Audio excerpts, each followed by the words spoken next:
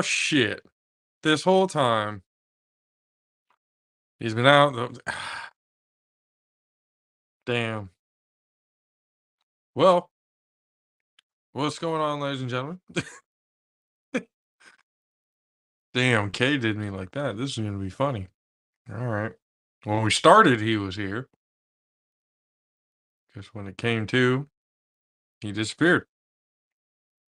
All right. Well, ladies and gentlemen, welcome to the Off-Road JAFFOs. I'm your host, JP. Hey, yo. Hey, yo. Whoa. Sorry, that's not supposed to be on loop. Fuck ups all around to start the show. God damn it. Well, you guys can talk to me for a quick second, and I'll edit this during the audio and stuff because dude left me hanging hot. Wow.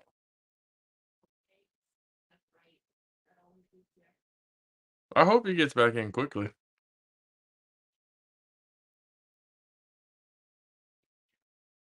Fucking country K. Right when we go live.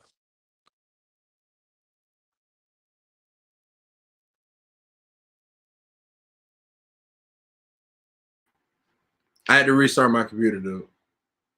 Like, you're coming in crystal clear now. We're moving great. We're moving smooth. What happened?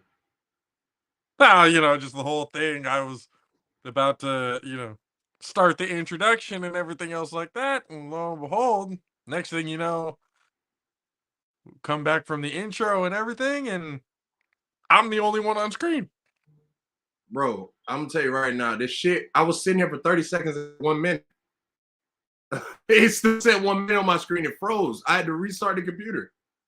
The music stopped on my end. I didn't hear shit. Ladies and gentlemen, this is 10 Beast from the Southeast, Mr. Country K. Konnichiwa, people, but we're good. You can hear me now. All right, here's the question I wanted to ask you. Who's in the wrong, Kanye or Chris Paul? Hey, I'm gonna be honest with you. I was just talking about driving back. Yo, I was just talking about this shit. So look, this is how I see it.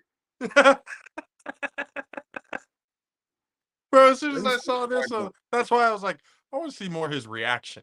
That's what I want to hear. Hey, look, I'm gonna switch the background because Bill a family man. Bill a family man.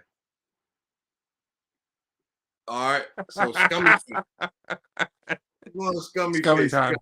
Scummy face time. The shit that I'm about to say does not reflect the views of our sponsors or none this of the show. people we're affiliated with. This is solely or this show. This is all his opinion. I take full responsibility for the mayhem that's about to ensue right now. You know what I'm talking about? Because firstly, Kanye West started out incorrect, right? I want to know how in the absolute fuck is Amber Rose more of a whore than Kim Kardashian? Because you left Amber Rose to go fuck.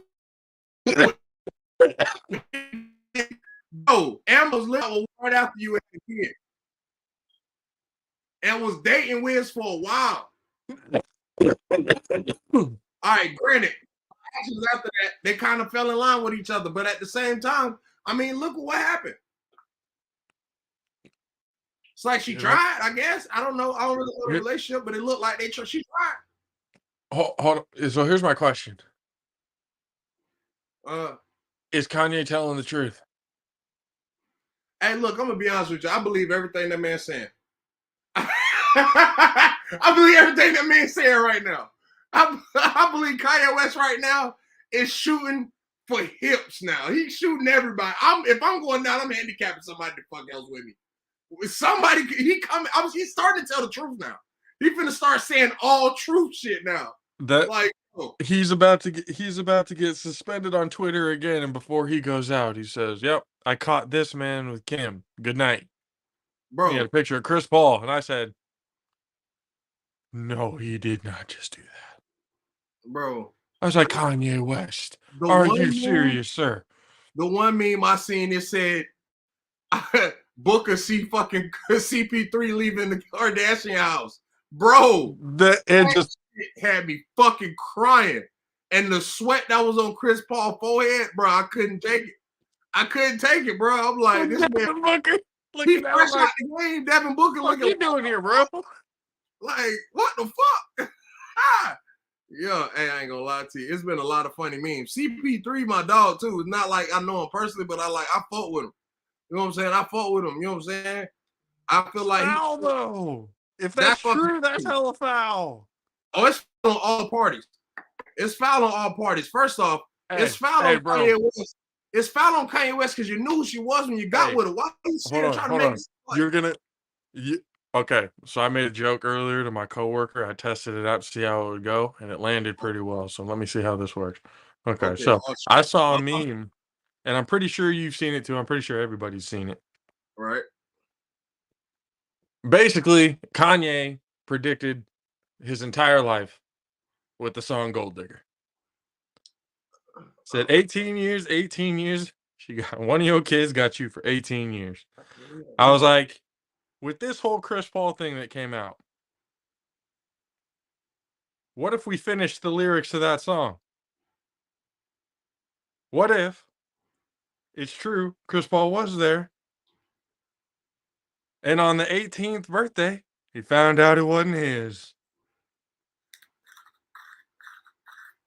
Oh, no. Which one are you talking about? Oh, I'm talking about when...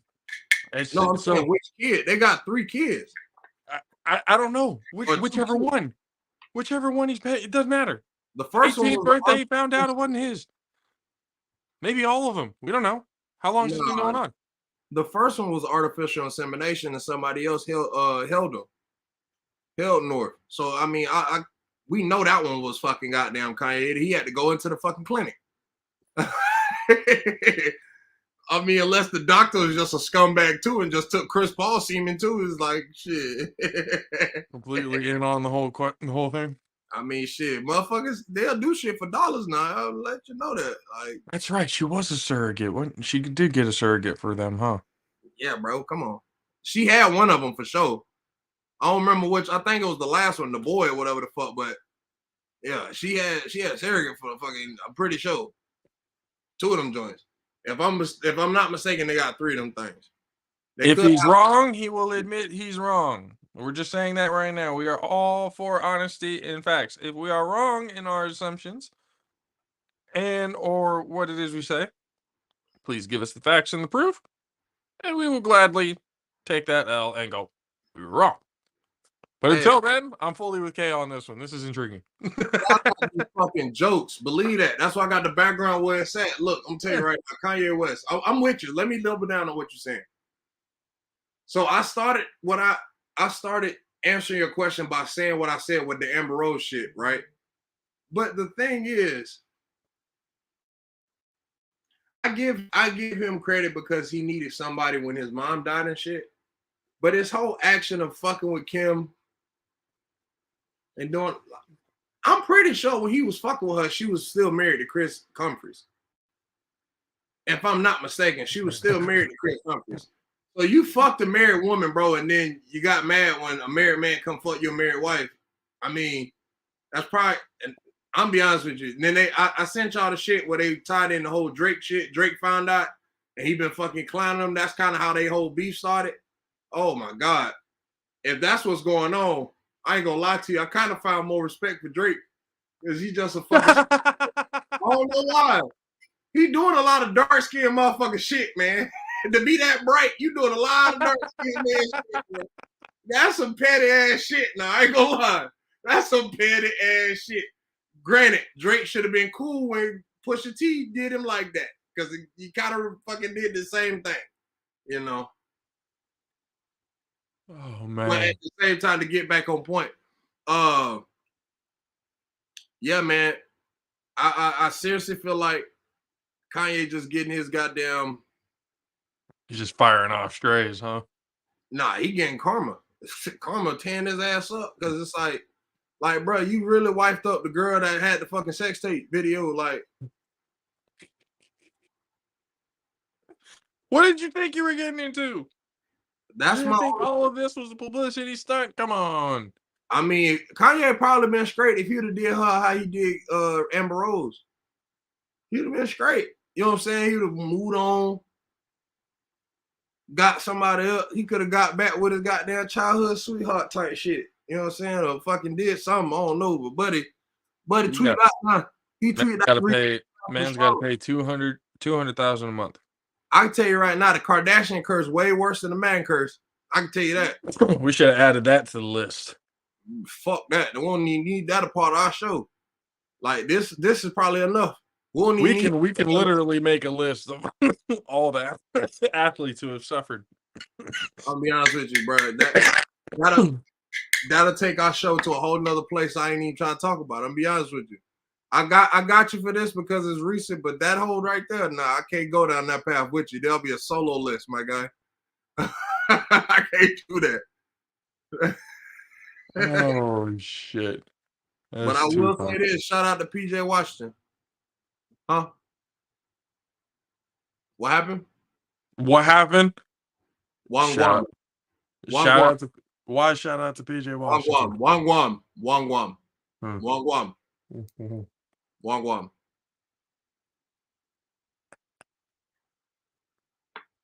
Okay, something else today. He's making up for an absentee drunk Mad Sticks. Which, by the way, semi-sober version of me. Yeah, I got a lot of energy. It's like energy and fucking docileness going in one. They battling each other. They battling each other for supremacy. I mean, Bro, I went back and looked at the podcast last time with Mad Sticks.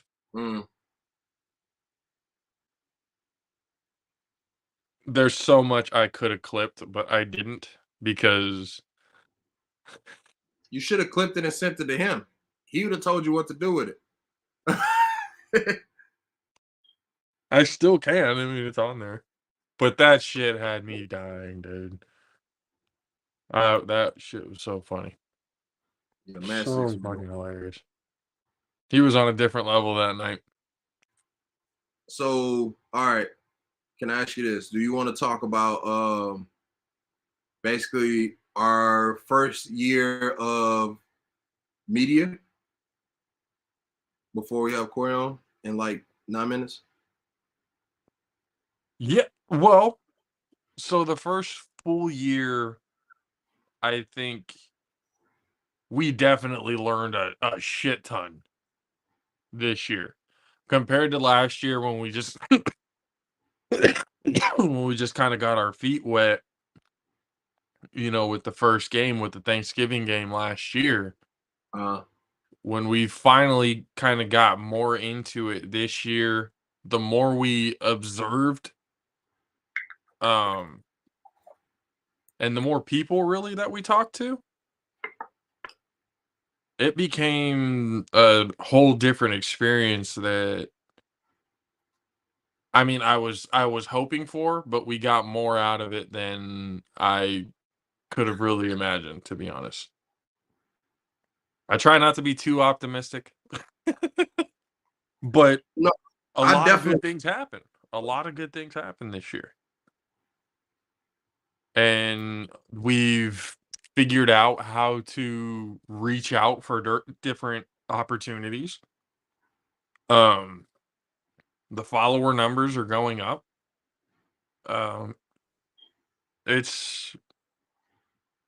I think it was a good year. I think it was a pretty successful year, to be honest. I did like your idea of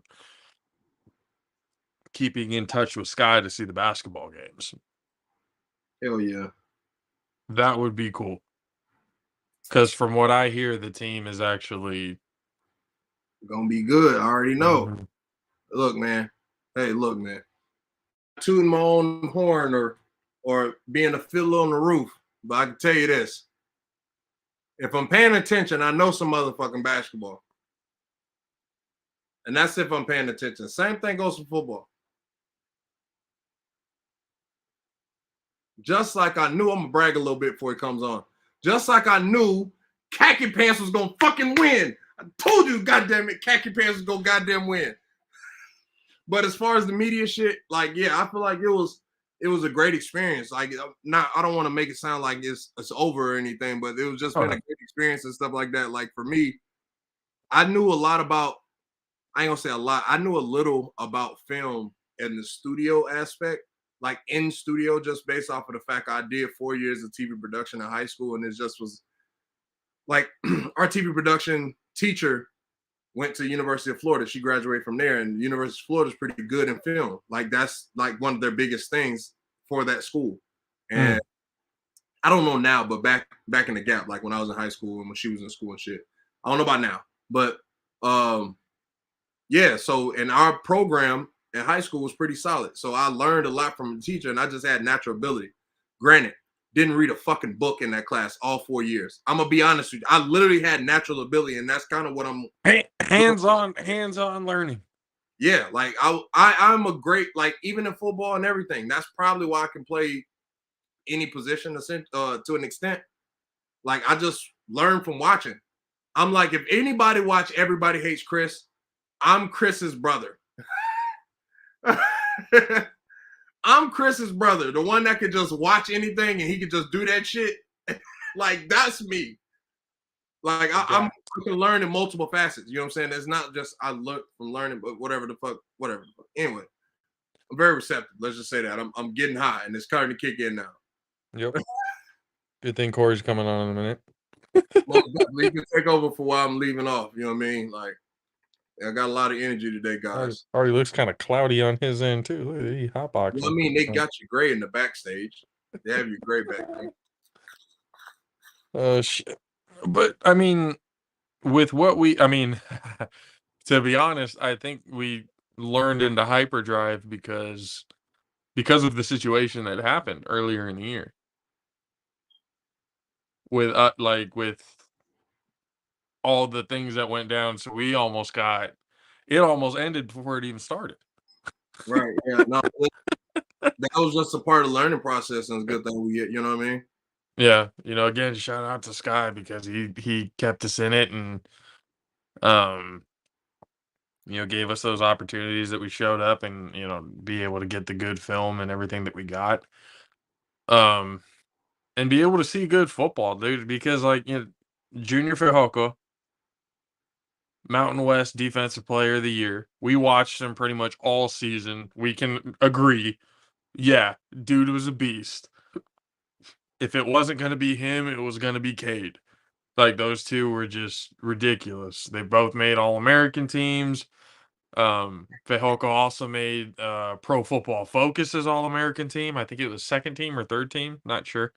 But nonetheless, made that. So it's just, we knew, from what we were seeing, from what we watched all season, the defense was never going to be an issue. The defense was so solid. The defensive line was just ridiculous. And honestly, both of those guys at the next level, people can call me, optimistic for this one or whatever. And it's mostly going to be because they come from a smaller school. But to be completely honest, Cade and Junior, they deserve to be first round picks. Honestly, I don't know. Oh, go ahead. I don't know what else they really have to prove. Maybe I guess when the pro day comes and if they get combine invites and all that kind of stuff, like what they end up doing in those situations, I guess if that's what you really want to, base your decision off of. But from what and this is my own opinion, again, anybody else they could disagree, that's completely fine. You have somebody else, that's completely fine.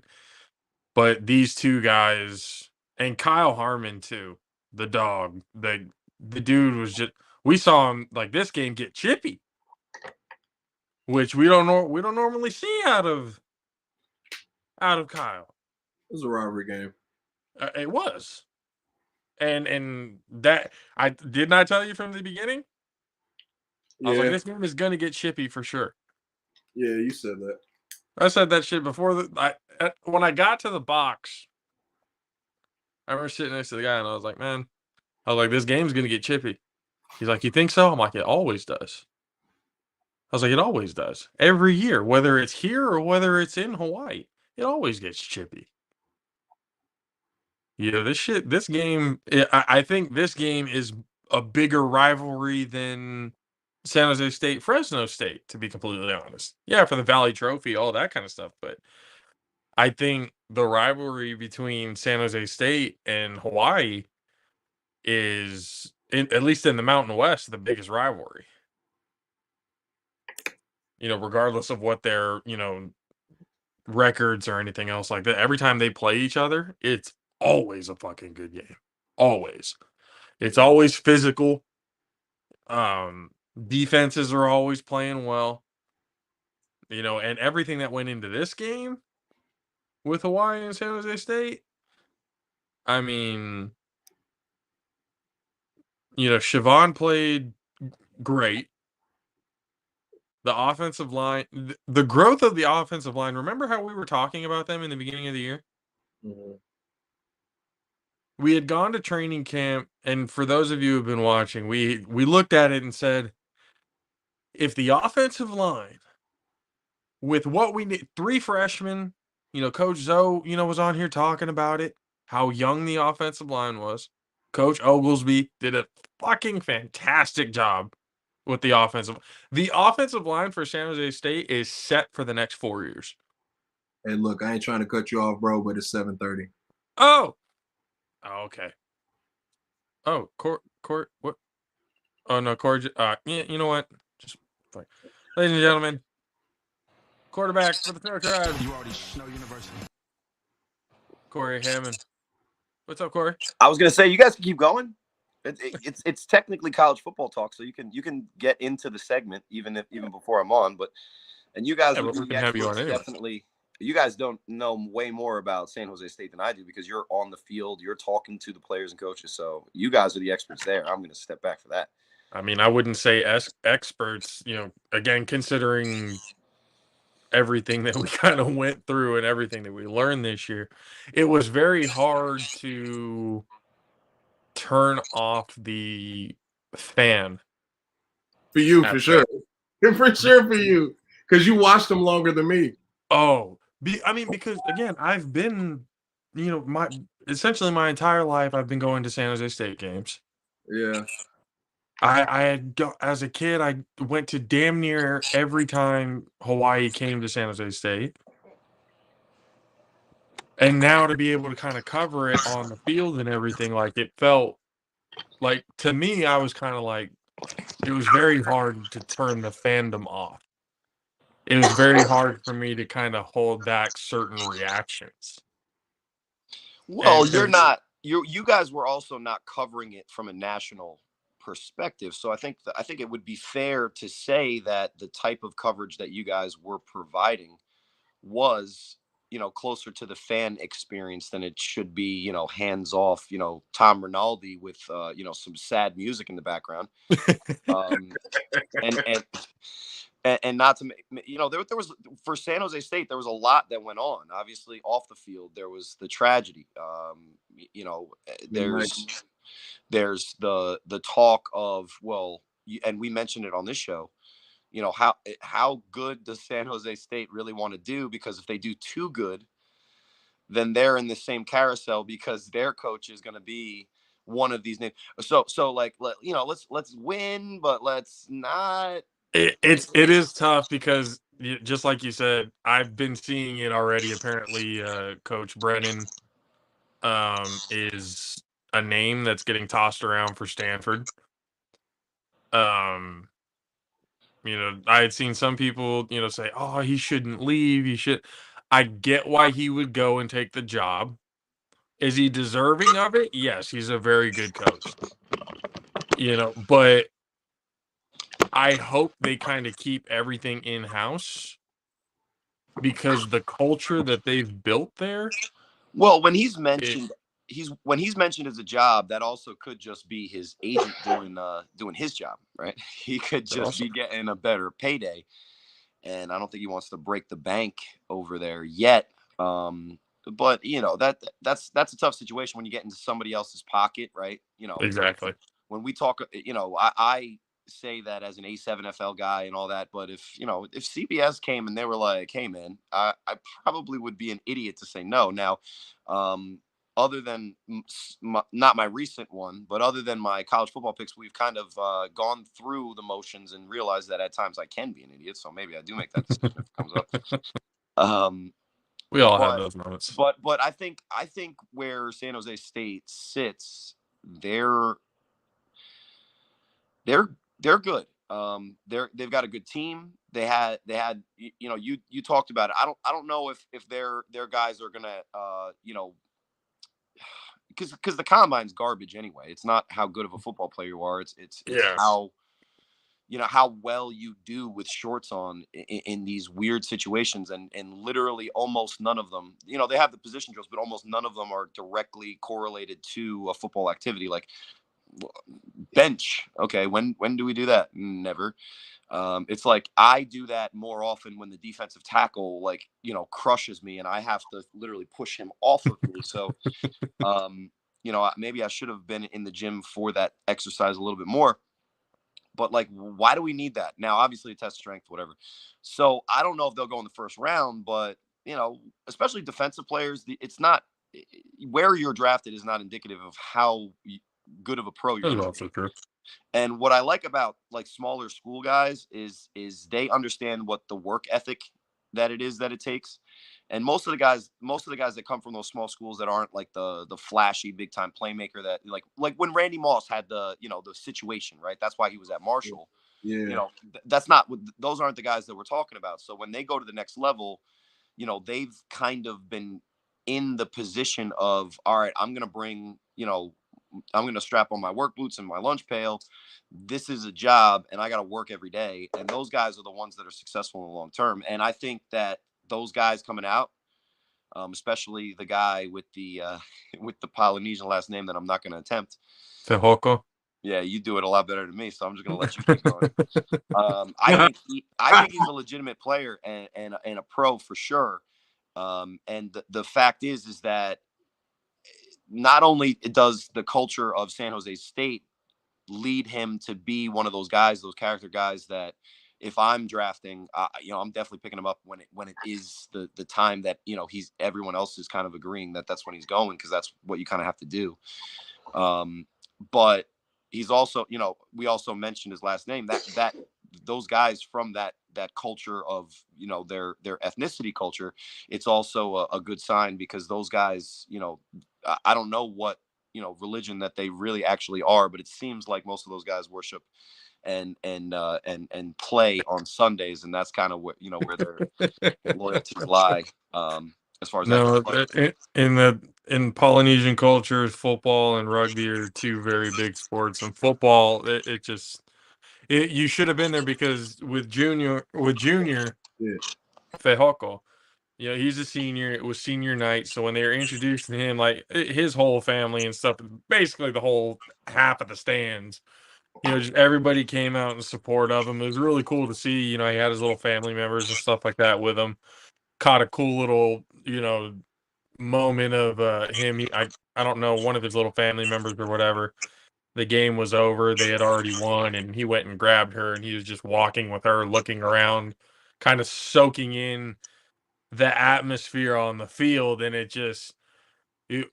again, we watch these guys all year, especially from this close of a perspective. We talked to a couple of them, the coaches and everything else like that, to kind of get that feel. So when you see the progression and you see everything kind of go down, it's hard not to look at it and be like, dude, these guys are absolutely the real deal. That's why I say with Coach Brennan, again, I don't want to be selfish and be like, oh, I hope he stays at San Jose State. Well, I mean, that would be selfish of me, because, like you said, that's affecting his pocketbook, what he does for his family, and everything else like that. If it's a better opportunity, then like anybody in the general workforce, if a better opportunity comes that's going to help you and your family, you're going to take it.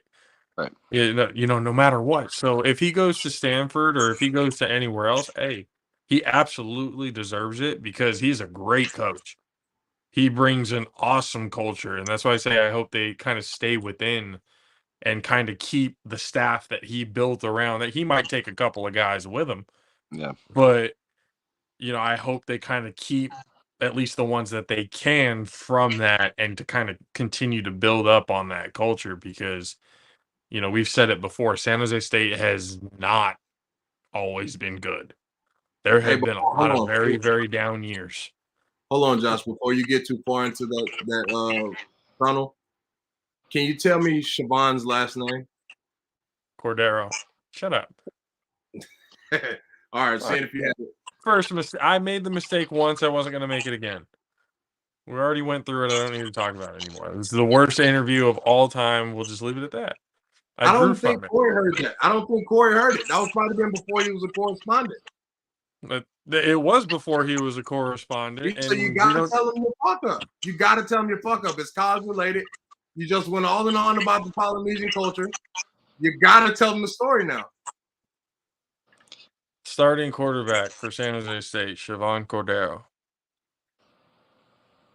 His last name is not hard to pronounce. Just for some reason, because I was so focused on his first name. Because some people say it's Chevin, some people say it's Siobhan, some say it's a certain way. So I was kind of focused on trying to get his first name correctly. And while I was talking to him, and this is at training camp, during all interviews going and everything, had the microphone in hand, talking and all that. And literally, like, I blanked on his last name. I couldn't for the life of me think of his last name, so much so to where I literally had a brain fart and I asked him literally, how do you pronounce your last name? He goes, That's Cordero. usually a good trick. He Or goes, how do you spell it? How do you spell it? I forgot how to spell it. Cordee. Well, no, what I'm saying is no, don't spell it. What I'm saying is I'm just instead of saying how do you pronounce I it, gotta you say, spell it out. how do you spell it? How do you spell it? So I don't spell it wrong. I just want to make sure. No, yeah. Oh, so then he's like, how do you pronounce Cordero other than Cordero? Yeah, essentially. And then he said it, and I was kind of like, "Oh, that's tell me not good fuck." And you can see me when you see it back. Like I was just like, I had that look like that wasn't difficult at all. Cory, here's the kicker. Here's the sweetener. That flag behind Josh, right there behind him, is the same nationality Siobhan is, right?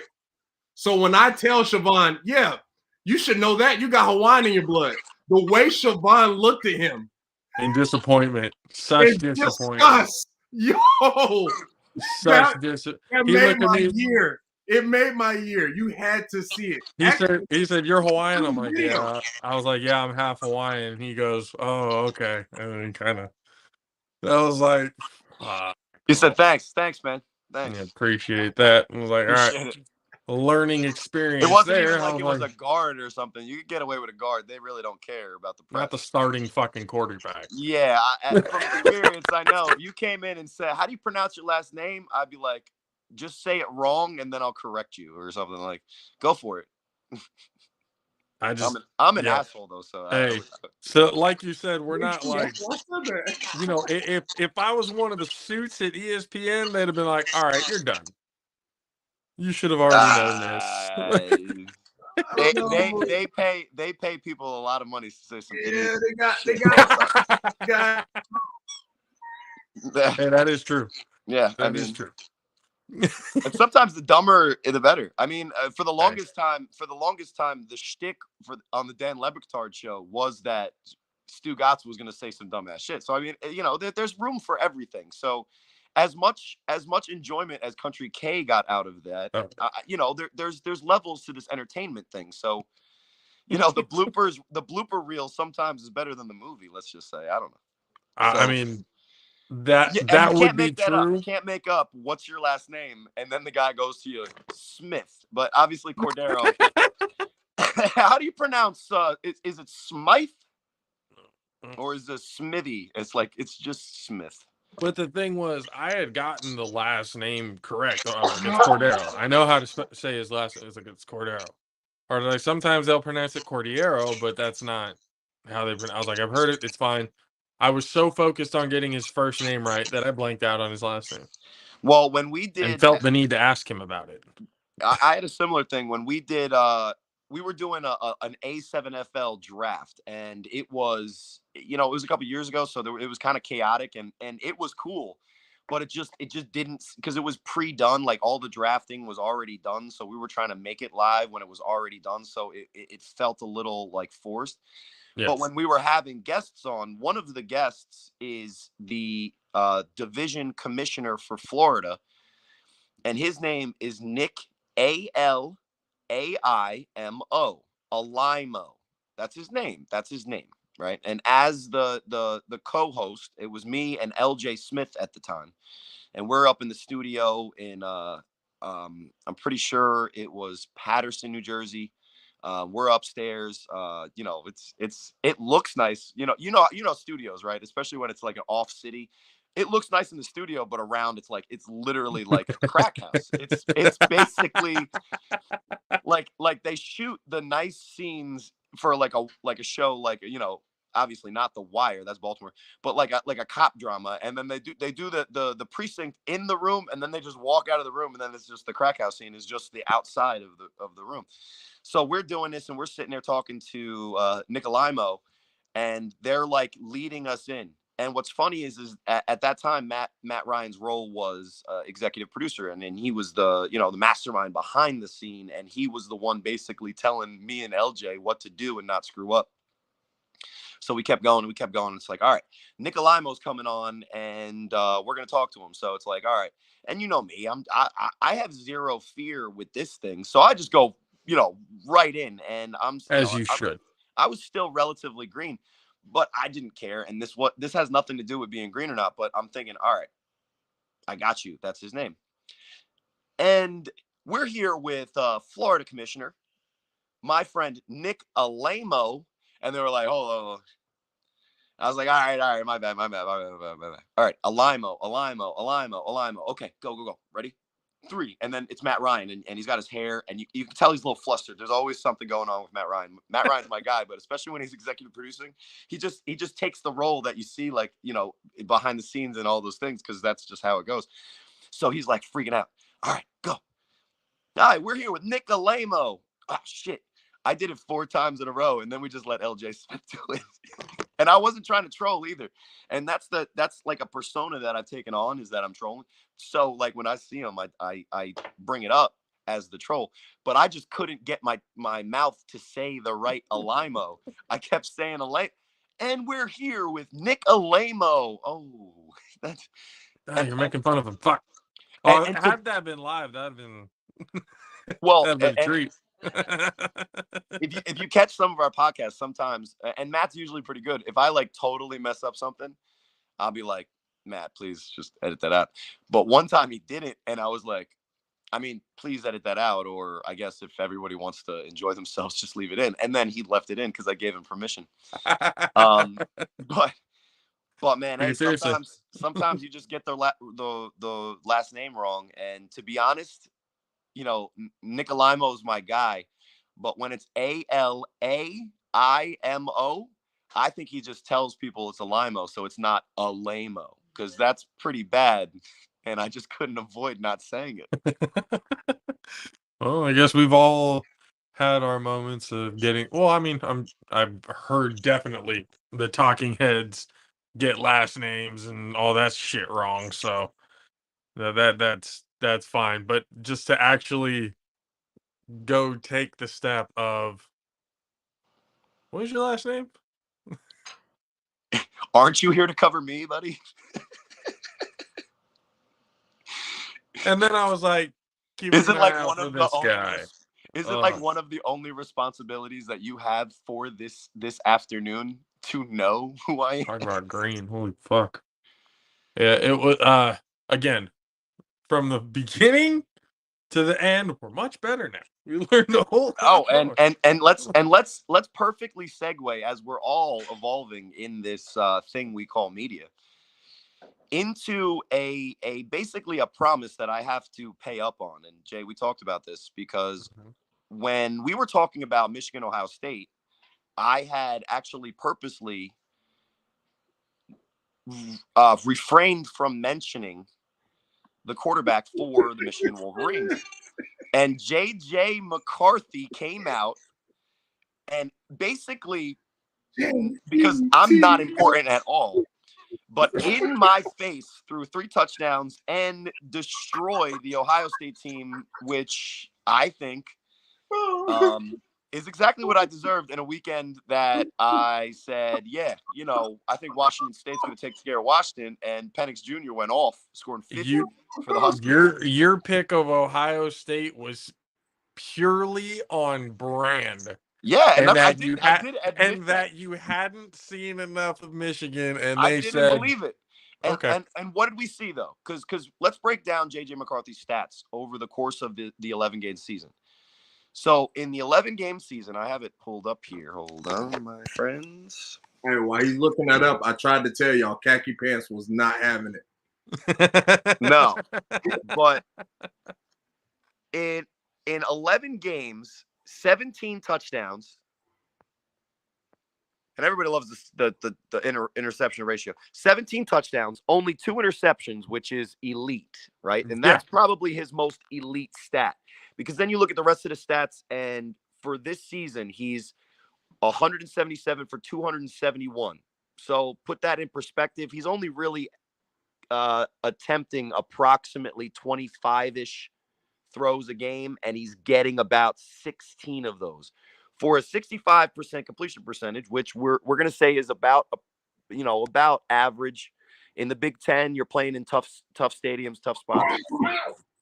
And then for 2,215 yards after the almost 300-yard performance Saturday. So we're talking about approximately 200 yards a game. So to be fair to my analysis, we're not talking about a guy that was coming out and putting up numbers that we should have been aware of, because he was managing the game. He didn't turn the ball over, and he was allowing a great offensive line, which is the difference for that in that game. Because they used a different running back and still were able to absolutely shred a defense that we thought was actually relatively legitimate. And they did it with their center, guard, tackle, tight end, and their extra tackle, because they were just there to punch Ohio State in the mouth. So JJ McCarthy, born on January 20th, 2003, a 19-year-old turning 20 soon. He's a sophomore. Last year in limited time came in through 5 touchdowns, 2 interceptions. He's from Illinois. And when his high school canceled the football season because of COVID, went to IMG Academy. Country K, unfortunately, probably knows a little bit about them. We beat them. I don't care. Good. Because I don't think that that's a healthy thing to do with your children. But anyway, Brady, you're not going to IMG Academy. Sorry. He can go to Lakeland. I mean, I'm not moving to Florida, so. You see what the fuck's going on down there? Ron DeSantis is running wild, and it's good for them. Everybody's like happy about it. They're like, "Oh, Ron DeSantis is doing some shit again." It's like, yeah, Florida man is now.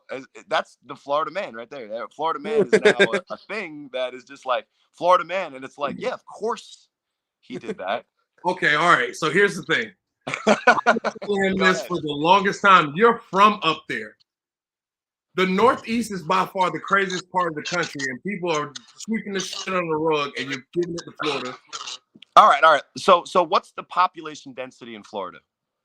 There's like as many gator teeth per square mile as humans with brain cells that function over an ape's, right? So there's not that many people in Florida. So the fact that the stories of Floridians is so prevalent in New Jersey, the highest population density state in the union, if that's still a thing to call the United States, or I'm just really gray haired and old.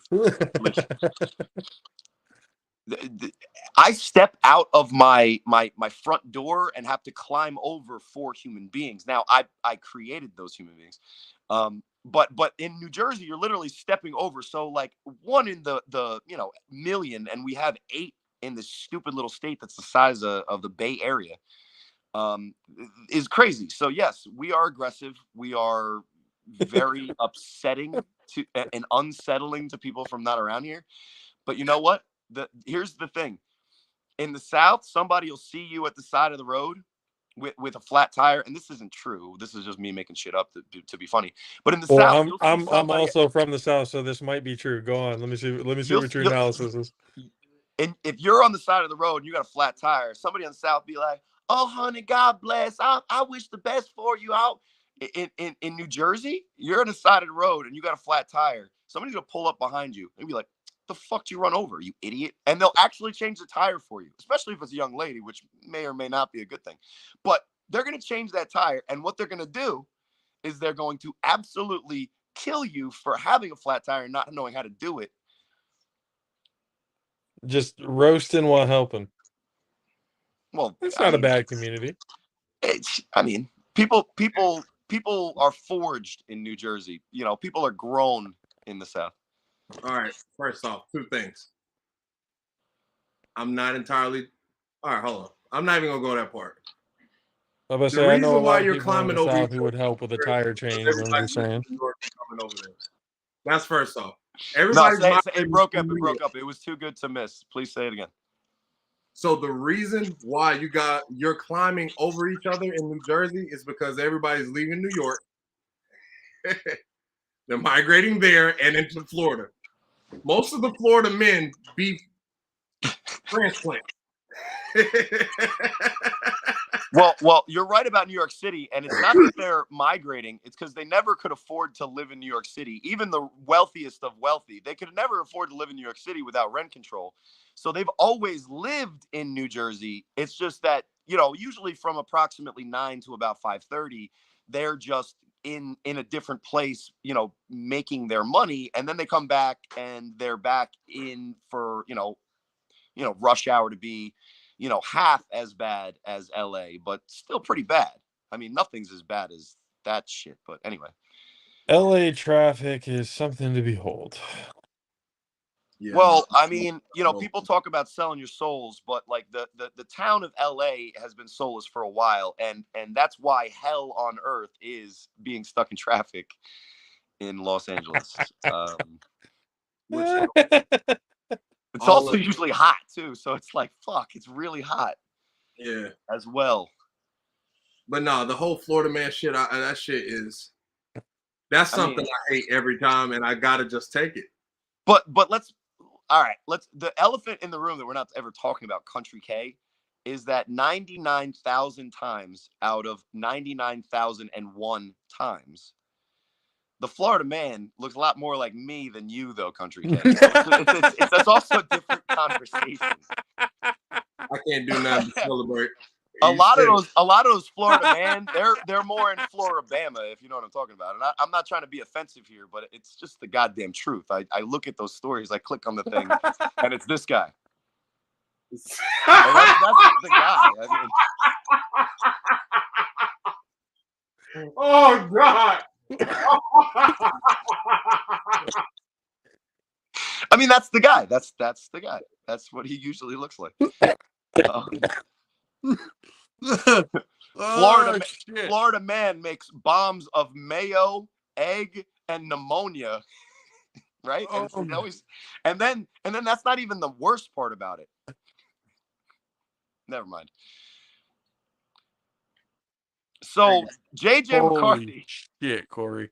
JJ McCarthy, I fucked around, and then now all of you have found out about JJ McCarthy, the starting quarterback for the Michigan Wolverines, who has a very, very, very real shot of getting into the college football playoff because all he has to do is beat Purdue.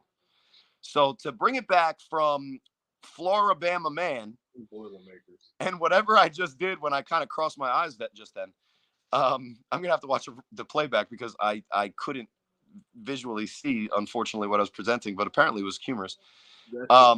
Back to college football. which is proving difficult at the moment. Oh shit! I'm just saying that was. I'm back. I'm good.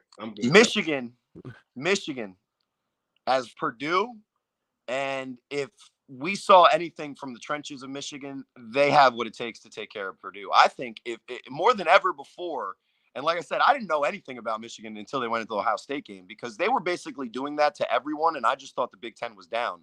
Well, I guess I'm wrong because the way that they blocked up front against all of those really talented, future pros for Ohio State, they're going to be able to potentially handle Georgia at least a little bit better than we usually expect from a Big Ten team. So I think that the way it's going to shake out is Michigan's going to end up being number 2. And we can get back into that conversation. But the Big Ten championship, which is important, I think is maybe the first one that we can kind of go ahead and just say, like, look, that's kind of really, taken care of, even though, obviously anything can happen.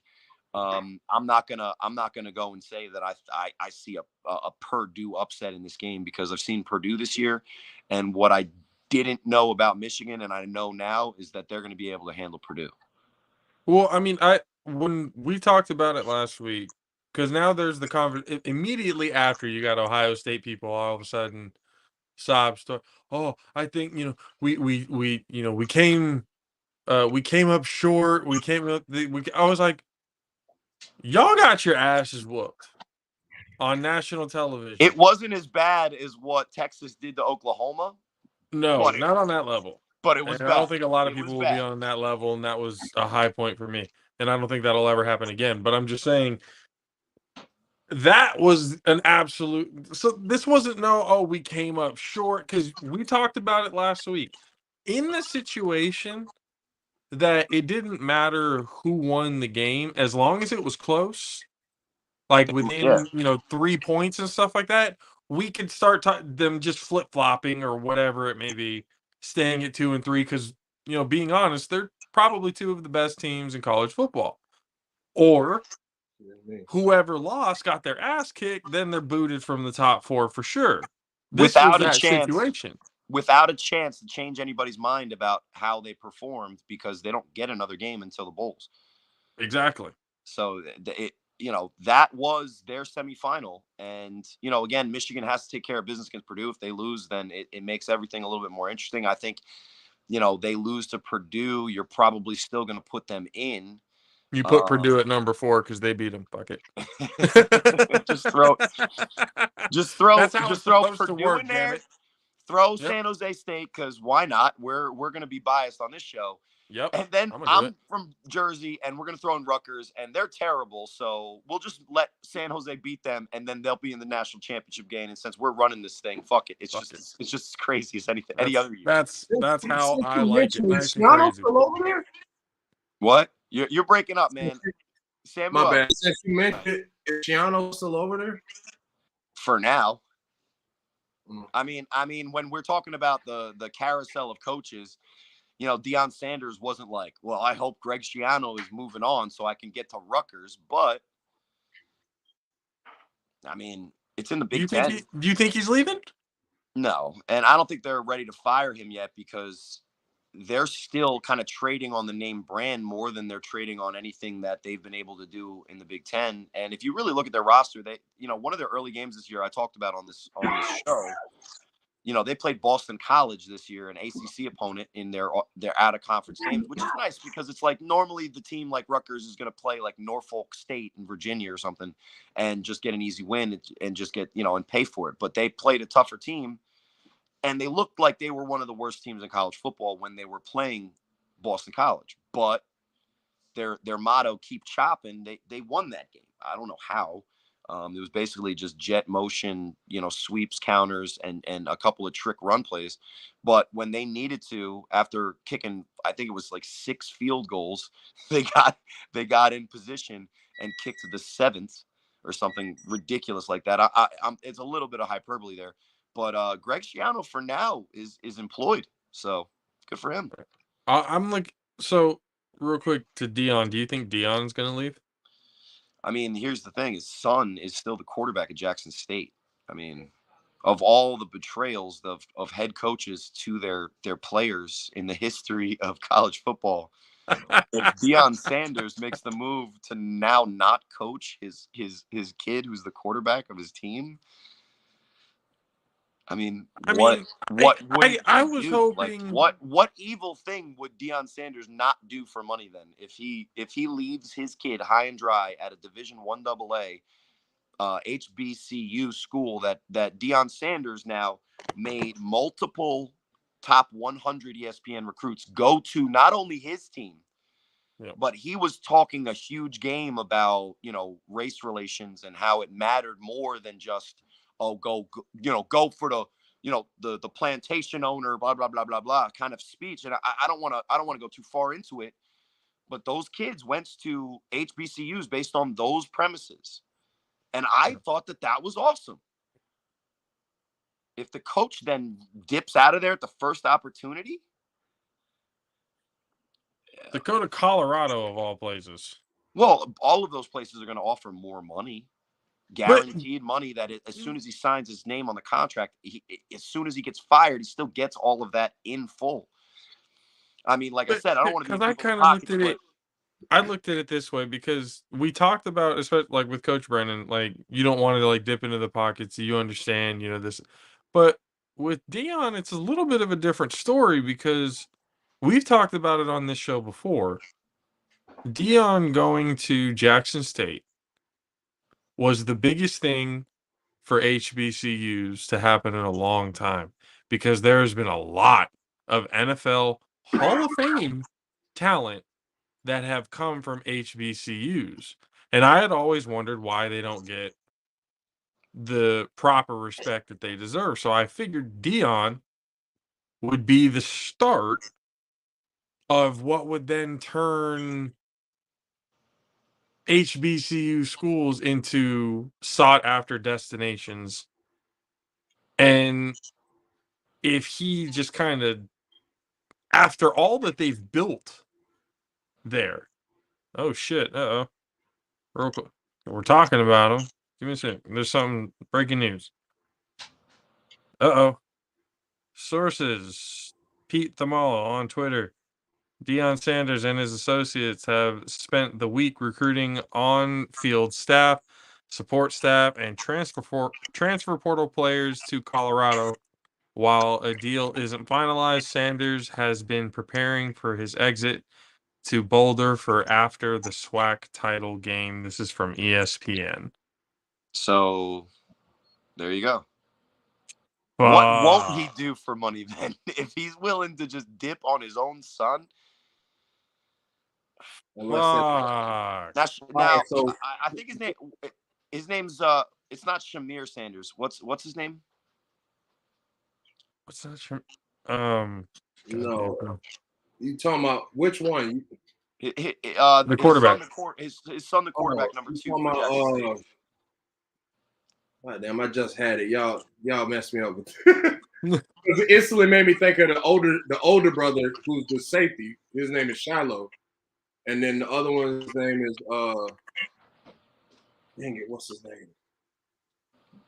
I knew earlier in the season because he was kind of like I think it starts with a D now that I think about it. He was a dark horse candidate for the Heisman Trophy because he had a game where he had a perfect quarterback rating. He didn't miss a pass. And now if you look at the film, what he's doing as a sophomore, we can coach that up and he can get better. So, but he just at this exact moment in time, he doesn't necessarily look like he's going to be a pro. But if I was his father and the head coach of the collegiate team, I would be riding that wave as long as I could. Well, don't you? Well, it did mention transfer portal. So now does this put into play that his son hits the transfer portal and follows him to Colorado? All right, and if that happens, then then that's the all-time father move right there, because then he's going from D1 AA guaranteed playtime scholarship with his son to, I don't even know where's Colorado now, the Pac-12 or Pac-10, whatever they're called now. They're still there. Yep. Yeah. Are they going to stay? I don't know.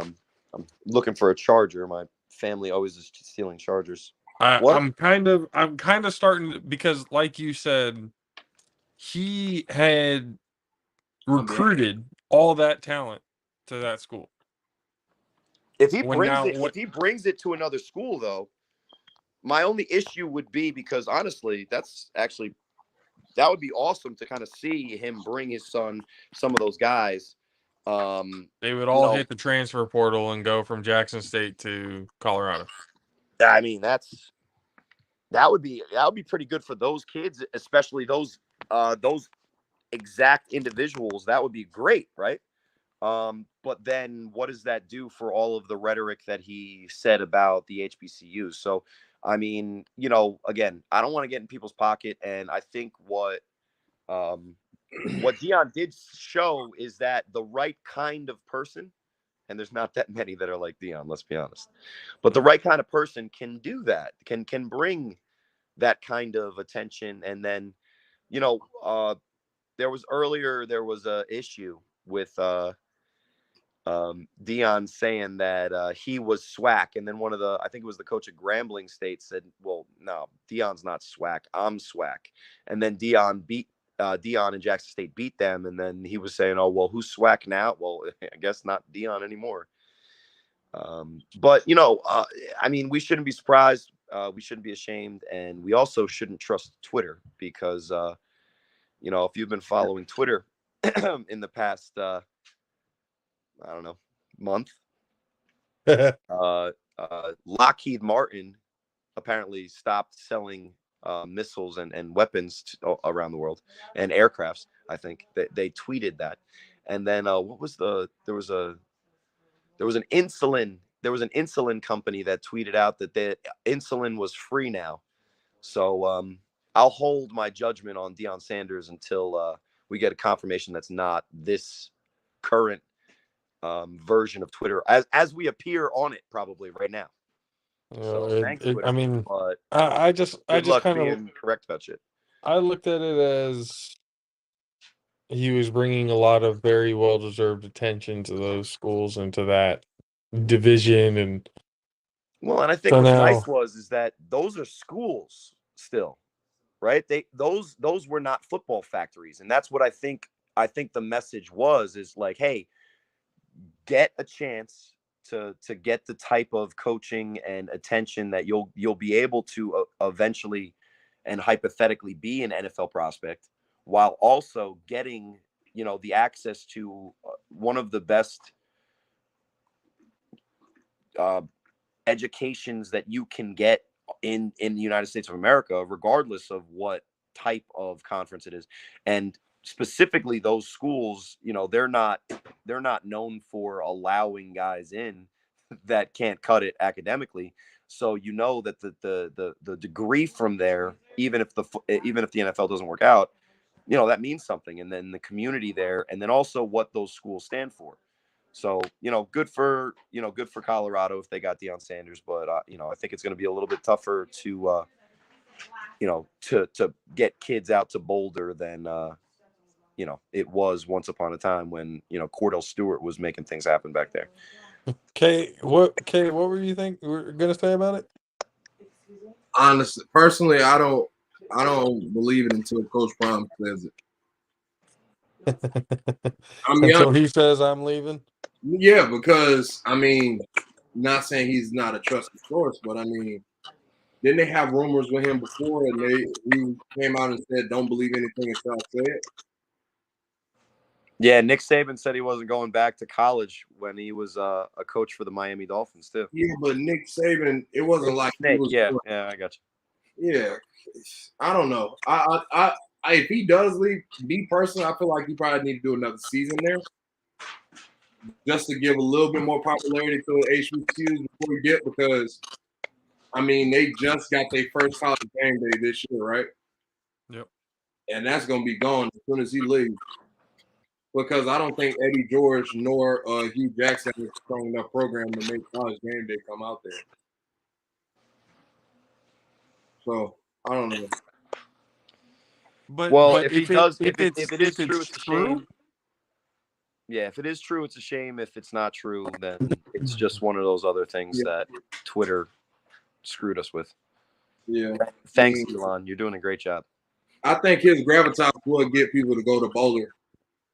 And if he did leave just to speak on it, if it is true, I mean they losing Travis Hunter. Travis Hunter going to Colorado with him for sure.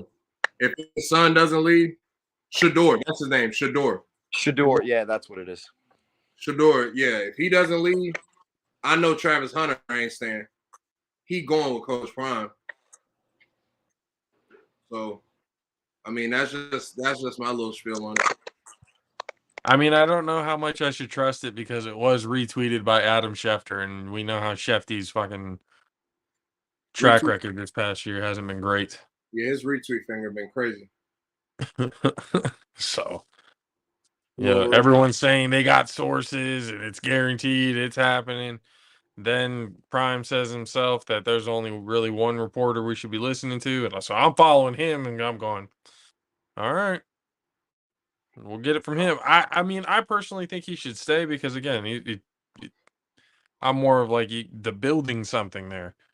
But if it doesn't, he ends up leaving, it just turns into one of those, the coach leaves for the bigger money. And this, again, everything that he talked about and everything that he wanted to bring to it, like Cory says, it kind of makes things, it just sounds like bullshit now, doesn't it?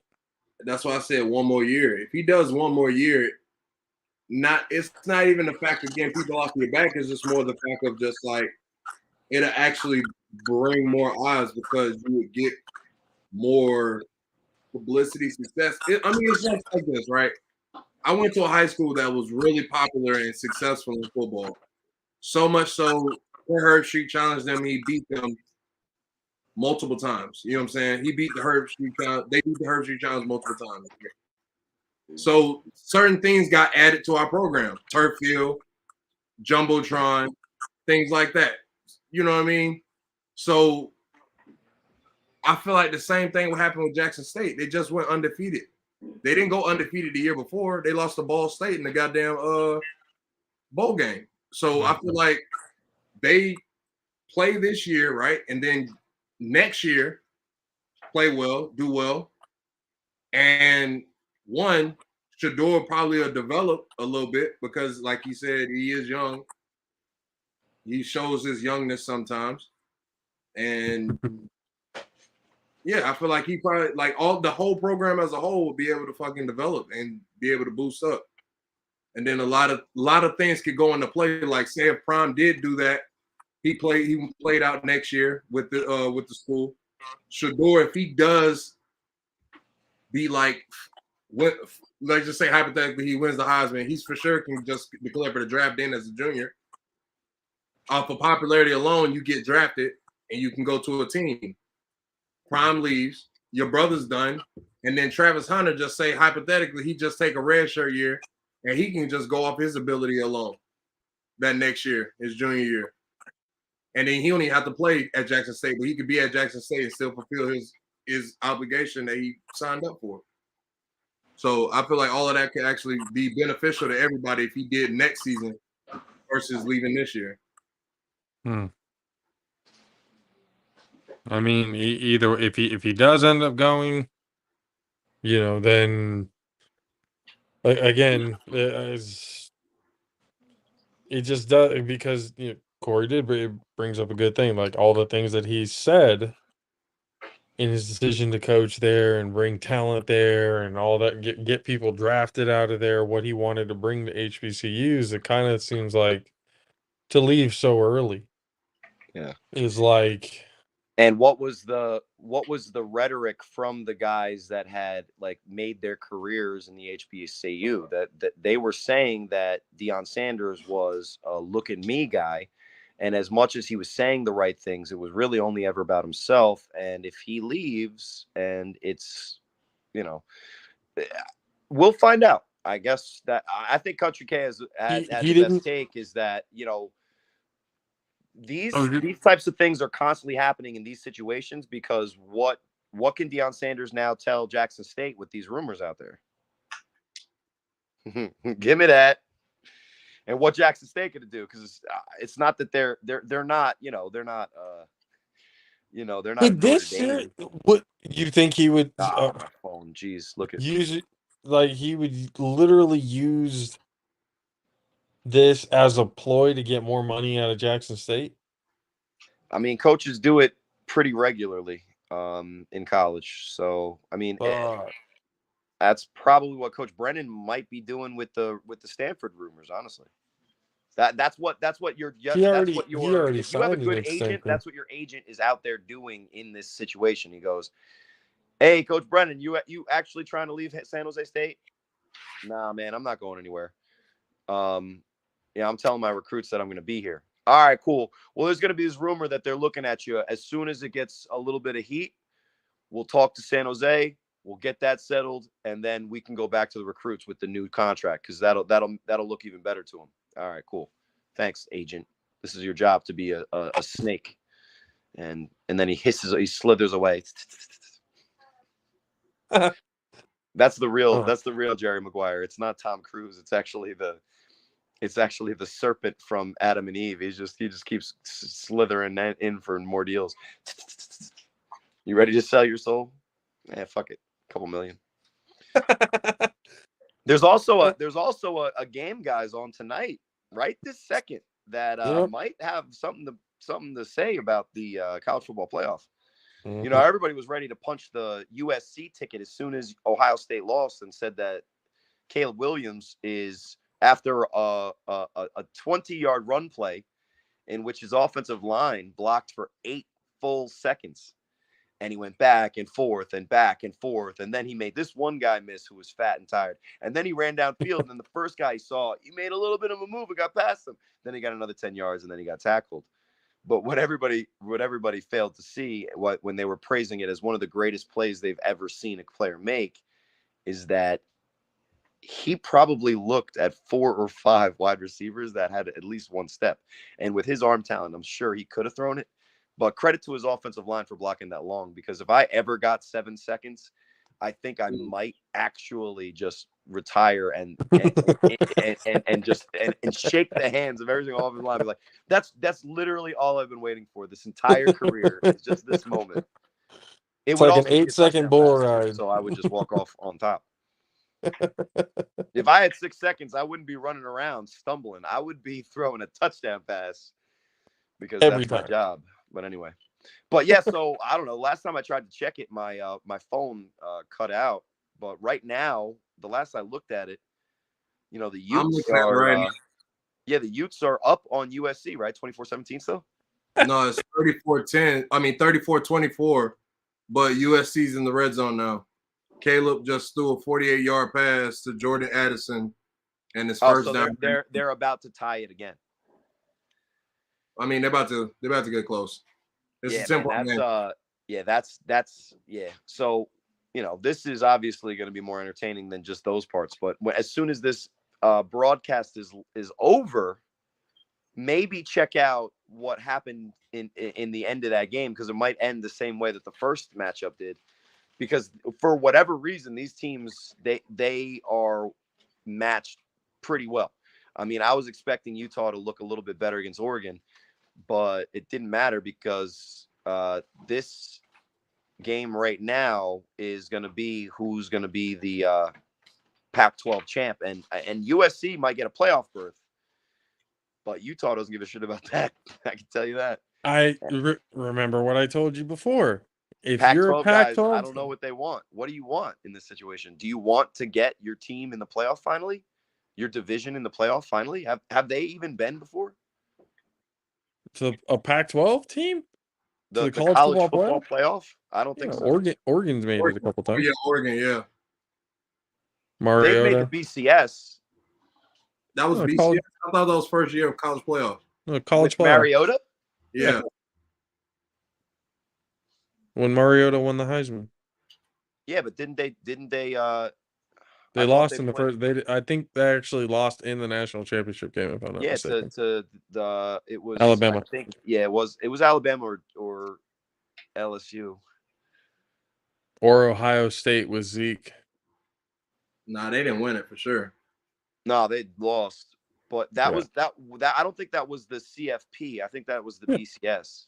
No. I could be wrong. I could be wrong. I would look it up right now. But my phone The is college about to die. football playoff has actually been around a lot longer than I would ever think that it has. It doesn't seem like it's been here for very long, but it's almost been a decade now. It was. Yeah, it has been. It has been almost a decade. But what was it? Was Greg? It was Greg McElroy. I think was the quarterback for Alabama then, and that's how long it's been. That was when we were talking about Alabama quarterbacks, and they were not good. Usually, Yeah. they were good game They managers. stunk. And now the last three that we've seen, not including Bryce Young, who might even be better than those guys, but let's just go over it.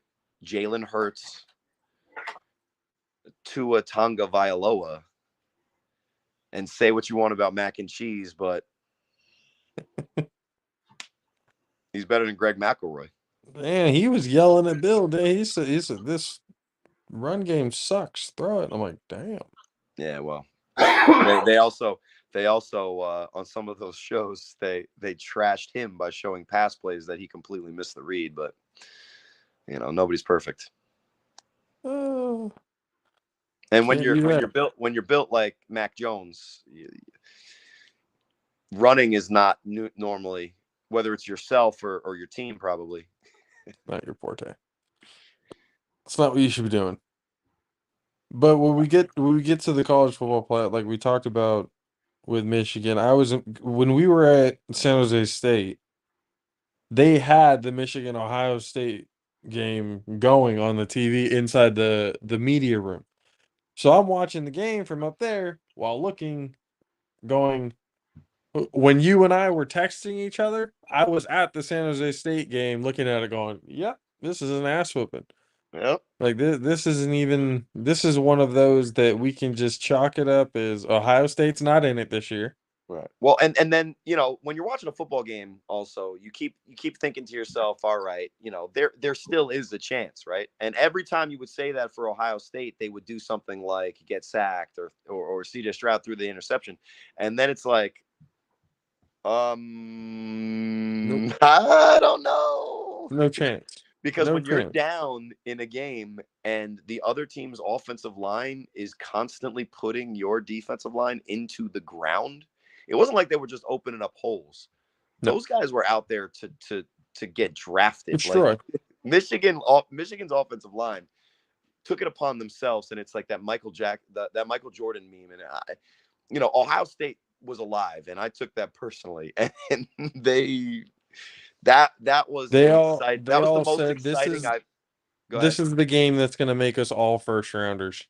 Yeah, and that's the most excited I've been about a running team winning a game, I think, ever. And we talk about JJ McCarthy, but he was only 50% completions because they were out there just to kill Ohio State. There was no quick screen, there was no all right, settle for the check down. It was, we're going to murder this team, and I really like the way we're going to do it in the horseshoe. And when we do it, we're going to plant our flag in the middle of your fucking field. Yeah, while all of you watch. I mean, that's just good. That's just good. Bad sportsmanship. But but at the end of the day, we found out, and you guys now know that JJ McCarthy. When his birthday is? It's January 20th. He'll be 20 years old. Still can't even drink. But cheers to you, buddy. Cheers to you, buddy. Not legally. You probably will. I got two questions. First question. Okay. Are we getting the Jets history lesson? Oh no, I need that for matchsticks. It's not here. All right. So, but the thing is that let's really break down the two really important things about the Jets. Is the team responded to the backup quarterback, which doesn't. Let's not blaspheme the name of Mike White in New Jersey and in New York right now, because a random Jet fan might be overhearing me from like a mile away and then get a sniper out or something. We talked about how crazy people are. So I'm not going to blaspheme the name of Mike White after his performance against the Bears. No. Right. But the team in the Jets, the organization, the players, the unit groups, the offensive line, the defensive line, the linebackers, they all played better with their backup quarterback in because they believed that he was the guy right now. Now, a lot's going to be said until we see Mike White get into a situation where the thing is Mike White is not going to be given the leash that Zach Wilson was. Zach Wilson is a second overall pick, and they got pissed off at him, but he's going to be on the roster for a relatively long time. Mike White, as soon as he plays a good team and struggles and is the reason that they didn't win, and guess what? Robert Saleh is doing a great job with a lot of smoke and mirrors. There's a lot of talent on the Jets, but they're still missing some pieces. They're not going to beat the Bills in a playoff game, in my opinion. They're not going to beat the Chiefs in a playoff game, in my opinion. If you go down the list, I don't think that they're a better squad overall than the Dolphins, although they could beat the Dolphins maybe. I don't see it happening. Because at the end of the day, what you need from your quarterback is the winning plays. Now, Mike White was actually making some pretty winning plays, but the Bears defense is not, 1985. It's not. The Bears offense was led by Trevor Siemian. At no point in the entire game did anyone watching or involved think that the Bears could win. And with the weather the way that it was impressive what Mike White was doing.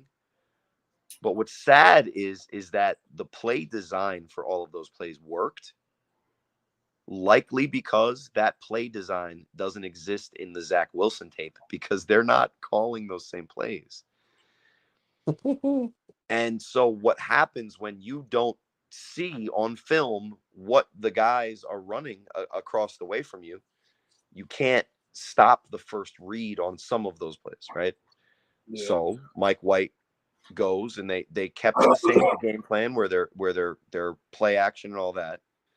And then as soon as he turns around from the play action in the rain, he's throwing, pretty decent throws.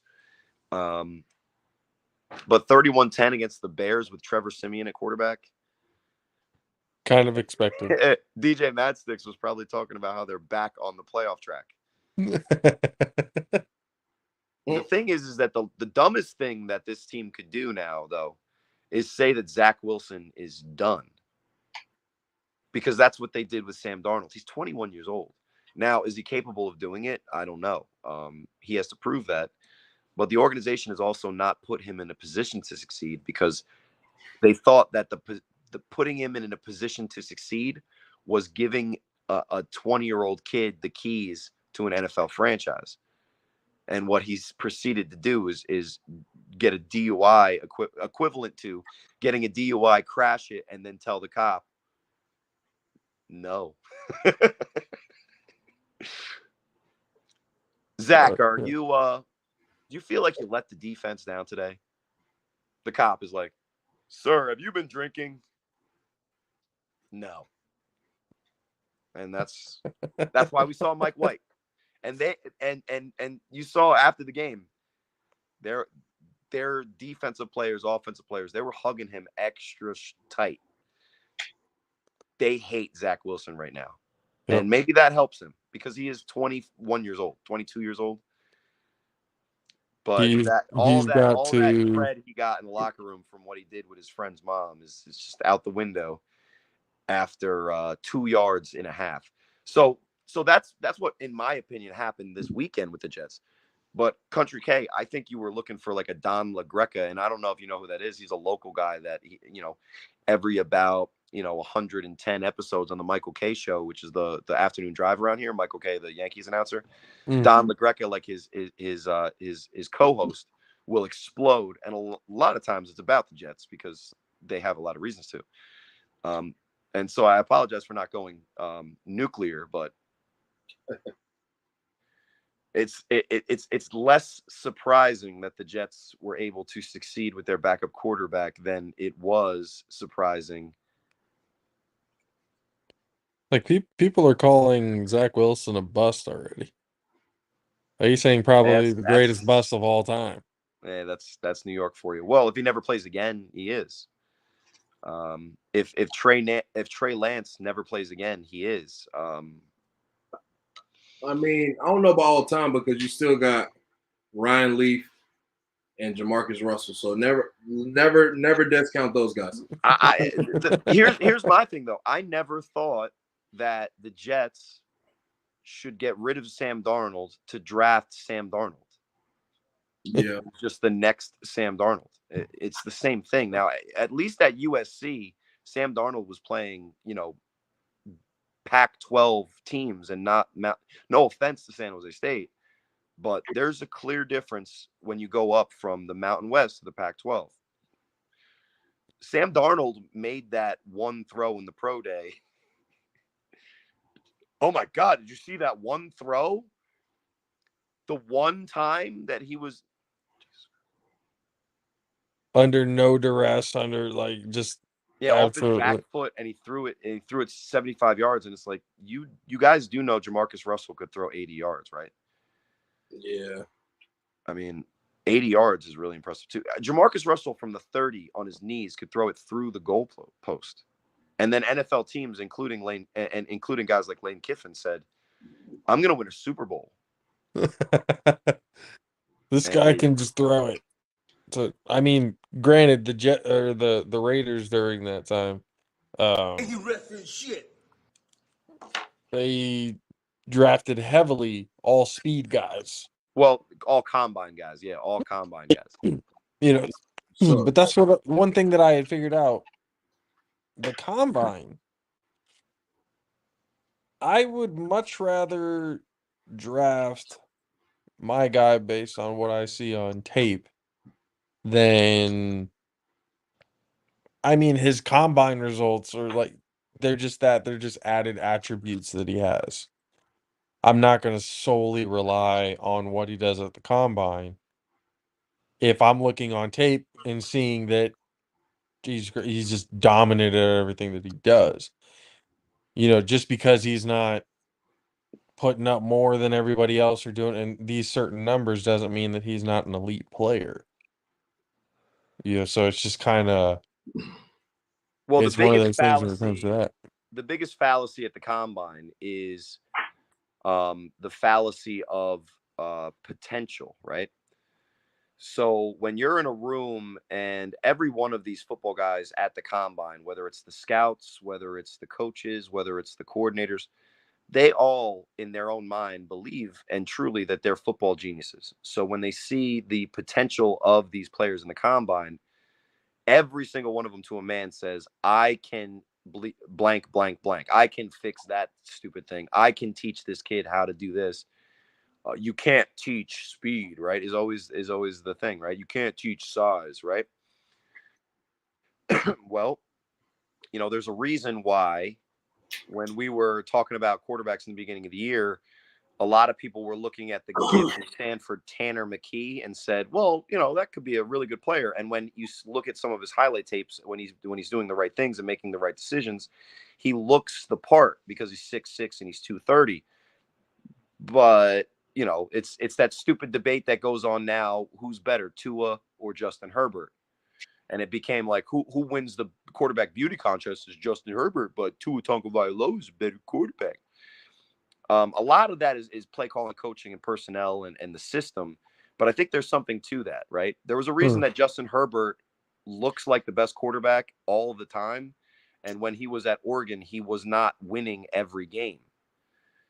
When Tua Tagovailoa, a lefty that's shorter and fragile, in the national championship game, one of the greatest football minds of all time benched his starter who was undefeated and said, go in, kid. We've never seen you in live action, but you go in, kid.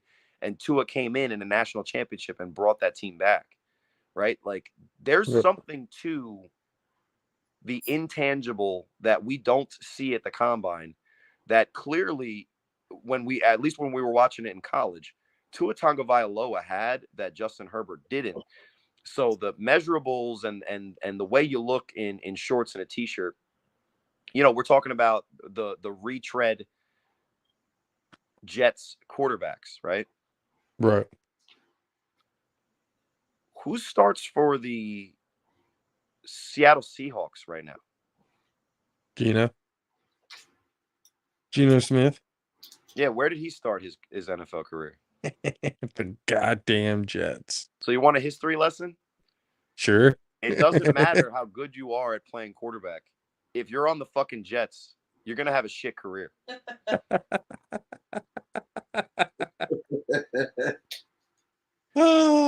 So good thing Geno Smith is one of the all-time biggest DBs, and I'm not talking about defensive back, as I never am. This is a true story. My friend it's like a livery cab driver. He was like a luxury cab driver, and he went out to Florham Park to pick up our boy that we just mentioned, and Geno had canceled he had canceled the ride, but since my guy showed up, he was like, "Do you need the ride?" He was like, and then he just slammed the door on him, and my guy's like sitting there because people do that to him all the time, and it's like, all right, and he sat there for another 2 hours waiting for Geno Smith, and Geno Smith decided to go out in a different car. So that's why DK and Impali, or however, that's not how you pronounce his name. But that's why Geno Smith didn't start that season he was supposed to, and it was Ryan Fitzpatrick, because he got punched in the face by a 6th-round draft pick defensive end, and he broke his jaw, if you guys remember. Yep. So I think Geno did that intentionally so he wouldn't have to be a New York Jet for longer than he had to be, which was a good move. Yikes. People just trying to get out of New York. So not only is it that when you have your quarterback and he's young, if he doesn't, immediately become a successful, like Patrick Mahomes level player, it's not necessarily the smartest investment to just cut ties from a guy and draft the exact replica of who he is without any plan of how to improve the development of that player, right? Because in my opinion, when Zach Wilson came out, I told all my Jets fans, I told anybody who would listen, that's Sam Darnold 2.0. It's nice that you guys are excited about it. The only argument that anyone ever made was, well, we reset the quarterback contract clock. It's like, yeah, how does that work for the Jaguars? So, Trevor Lawrence is the real deal. Trevor Lawrence is the real deal. Like, regardless of the record that the Jacksonville Jaguars have, if the Jacksonville Jaguars win a game like they did against the Ravens last week, if the Jacksonville Jaguars win a game, it's likely because their quarterback's playing well. And what they've asked him to do as soon as he got there is carry the organization. Zach Wilson isn't even allowed to call the same plays that Mike White is. And that's why the Bears defense had no film on all of those schemes that they were running and had no idea that Mike White was going to go 22 for 28, 300 plus yards and 3 touchdowns. Just destroyed. So, yeah, the Jets won against the Bears with Trevor Siemian.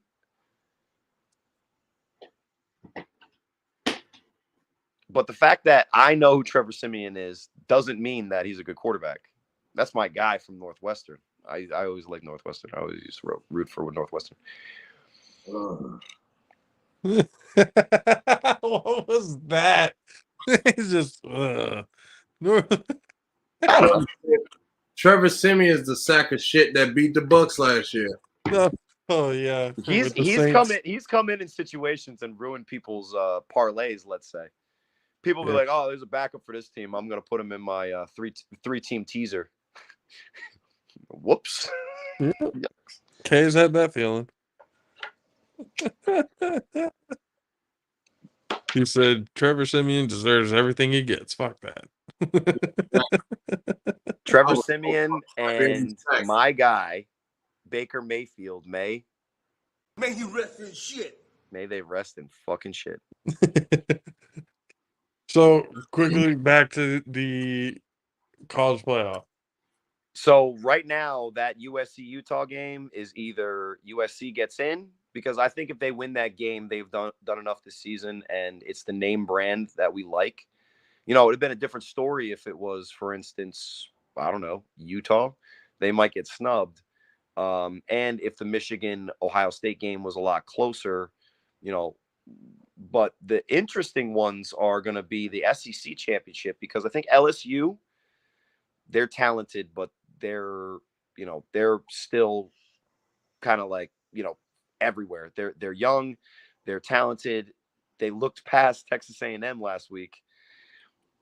And I was looking at that and I was like, Texas A&M's probably a ranked team. I'm just gonna say Wazoo, because they did me well the last time I said that they were gonna upset Oregon, and then they only lost by 3. So LSU, Georgia, I think Georgia is a better team than LSU. I think LSU, what they showed against Alabama is that they are a team that should be feared. I think Georgia's going to take care of it, but that's the nightmare scenario. Let's say TCU and Kansas State is also a situation where we get a little hairy, and then we might be talking about Ohio State again, because TCU has Kansas State.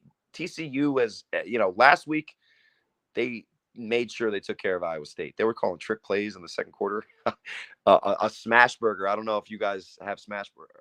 No, not smash burger. Shake Shack. A Shake Shack. It's not really a New Jersey thing around here. So one just opened up. So I'm sitting there waiting an hour for my food with my son, and we're watching TCU absolutely dominate Iowa State, And I was like, they're going to the Big 12 championship. And then they get to play Kansas State. And Kansas State is going to be a tough test for them. I think TCU is going to pull it out. I think that they've put in too much. I think the loss was going to be Baylor, but they pulled that out, and it was miraculous. But what they're going to do against Kansas State, I think, is just going to go full throttle. And I think that they're going to take care of business, because Kansas State is good. They're 15, but I don't see them finally, doing what it takes. If TCU loses, I think it's the pressure got to them more, because I think they're a better squad. They've proven, at least to me this year, that they're a little bit of a better team than Kansas State. So then that gets to the SEC championship game. And guys, if LSU wins, what do you do? Because are they one of the best 4 teams? I mean, if they win or lose, I got khaki pants winning it all. You got Michigan taking the whole thing? I got khaki pants winning it all. Michigan. Well, we were just introduced to JJ McCarthy today. If Michigan wins it all, that kid's going to have to make some big time plays, because the dominance that Michigan showed against the defensive line for Ohio State, I don't know if they can replicate that against Georgia. Georgia's defensive line is maybe they can again. Maybe, and the like, first if I time keep we've kind of doubting paid Michigan attention. and that gets them a dub, like I'm all for it. But honestly, your whole synopsis of that game to me was coaching. That's why I say it's khaki pants. Like, the reason why Michigan beat the dog shit out of Ohio State was coaching. And and they ran for over 250 yards in the second half. But that was because of the offensive line was dominating. And that's what type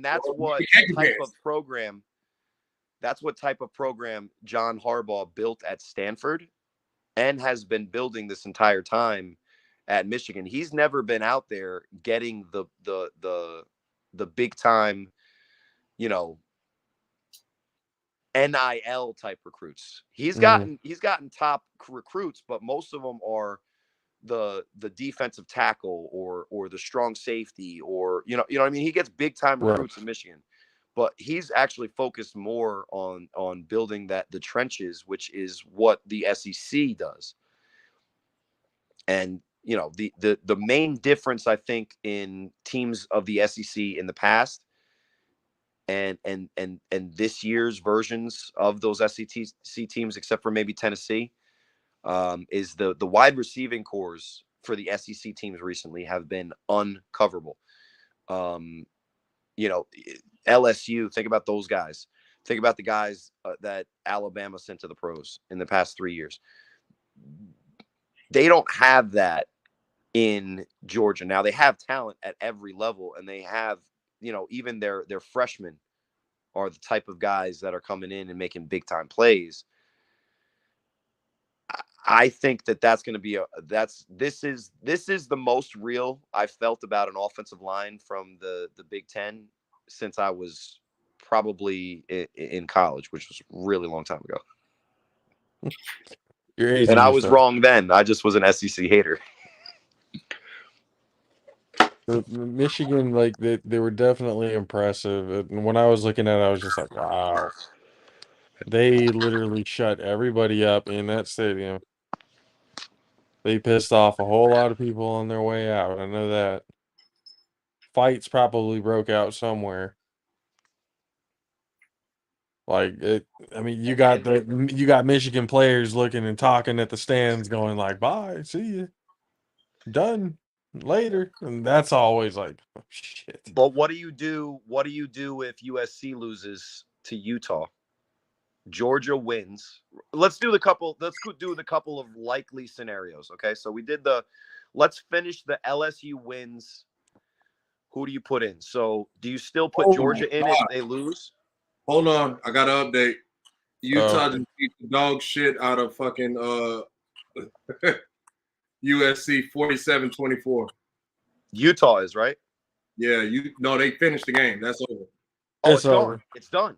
It's done. 47-24. So now we can have a real conversation. So USC drops out. Everyone in the Pac-12 that's returning is happy. Everybody in Los Angeles probably didn't even know that the game was on. LA is not a football town. So now USC drops out. Okay, so that makes it a little bit more interesting because then we have that 4 spot, right? So let's say that let's do the nightmare scenario first, that in the SEC championship game that LSU loses. What do you do with LSU and Georgia? Because you could maybe make the argument that LSU sneaks in that back door as the SEC champ because that's worth something. They might have the best win all season on a neutral field against the undefeated Georgia team. And I would say that an SEC champ might be a better argument than Big Ten runner-up lost to Michigan. But that one's hard because they beat the rest of the teams that they played. But who did they play? LSU played Alabama. They would have played Georgia at that point. They've played some teams.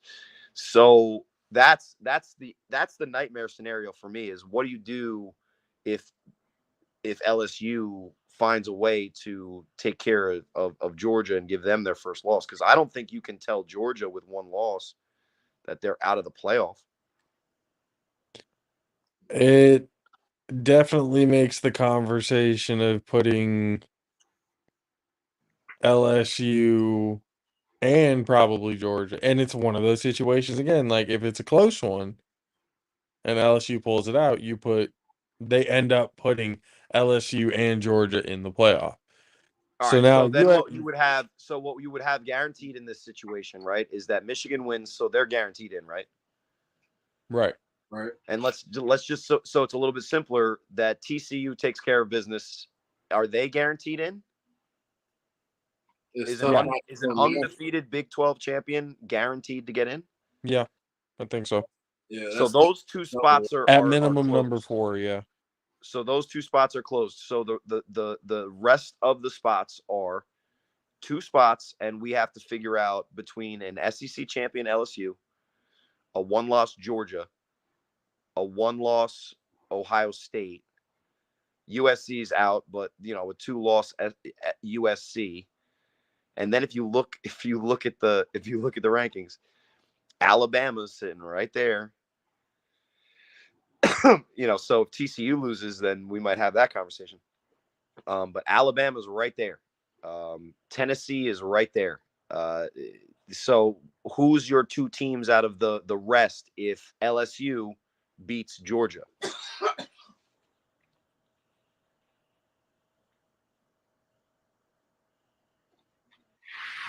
That's too tough. And then think about ranking them, right? So Michigan would be number 1. TCU would be undefeated. They'd likely be number 2. So that means if you put those 2 SEC teams in, you're likely putting the SEC champs at 4 because they have a worse record. Or they just beat the team that's in front of them, so you put them at 3. And that means that either TCU or Michigan's their congratulations for making the college football playoff is now you have to play Georgia. So you're welcome. All right. And then, all right. So what would you guys, I'm going to put you on a hot seat. What would you guys do in that scenario? Because then we can move on to the other ones because it's still interesting. I mean, okay, so TCU's in. TCU is in. Michigan's in. LSU wins, SEC champ. Georgia is 1 loss. Ohio State is 1 loss. Alabama is 2 loss. And then from there, we're probably not really considering anybody. You put both Georgia and LSU. Right? Right? Because I think that an SEC champ, because you would put Georgia in, and I think then slot them at 3, right? So then the SEC champ is going against a 1-loss non-champion Ohio State team. Their 1 loss is to Michigan. But I think that LSU would have better wins, especially because they just beat Georgia, than Ohio State does on their resume. Even though Ohio State has Notre Dame, I think they have. Wait, you took TCU out? No, he had TCU in. No, yeah, TCU's 2, and then Georgia's 3, and then yeah, I think you Michigan 1, TCU 2, TCU 2. Congratulations, TCU, on your undefeated season. In the semifinal, you get to play Georgia. Good luck with that. You thought Baylor was tough. Hold on. So you will put LSU under Georgia, even though LSU won? Now, the head-to-head is one thing, right? But Right. LSU also has a loss. The losses that LSU would have are worse than Georgia losing in a championship game, unless they get blown out. And then what are we talking about? And then it gets a little bit crazier. But the body of work that Georgia put on display, they absolutely, completely erased Oregon from the face of the college football planet. And then Oregon showed that they were actually a legitimate team. And every team that Georgia's played, it's been pretty lopsided. I mean, there's games where it's a little bit closer, but I don't think that I've felt like Georgia was ever truly threatened this year. No. So for them to lose to LSU, we're giving LSU has how many losses? They have 2, I think. Against who? They just lost to Texas A&M. And I think earlier in the year they lost to Florida State. They lost. No, they beat. I think they beat. Didn't they beat Florida State that game? Or that was the week 1, right? Yeah, that was week 1. Now Florida State beat them. Yeah, they lost. They lost to Florida State because that's when we were already firing Brian Kelly. Yes, that's right. Yeah. They might have 3 losses actually. So then, and they're number what right now?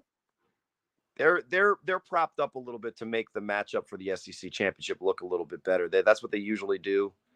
The AP is gonna shove them up a little bit further, but they looked past Texas A&M last week, and they didn't. I don't think they took them seriously, and they lost. But Texas A&M has also been a really good team, and they're an SEC team, so losing to them isn't the worst thing.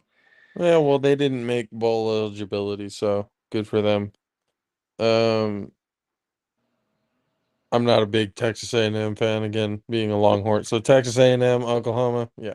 I'm more. It's more for me. I'm less of a Jimbo Fisher fan than I have anything against Texas A&M. But yeah. So if they have so what's their ranking again? LSU's? Where are they at? I think they're in they're around 10. I think they're either 11 or 9.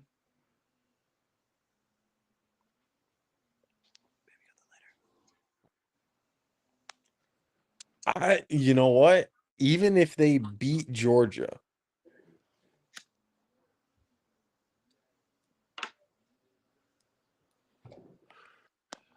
I think this might be a situation where if LSU beats Georgia, not only will Georgia get knocked out, LSU's not going to make it either. So you don't put one SEC team in at all?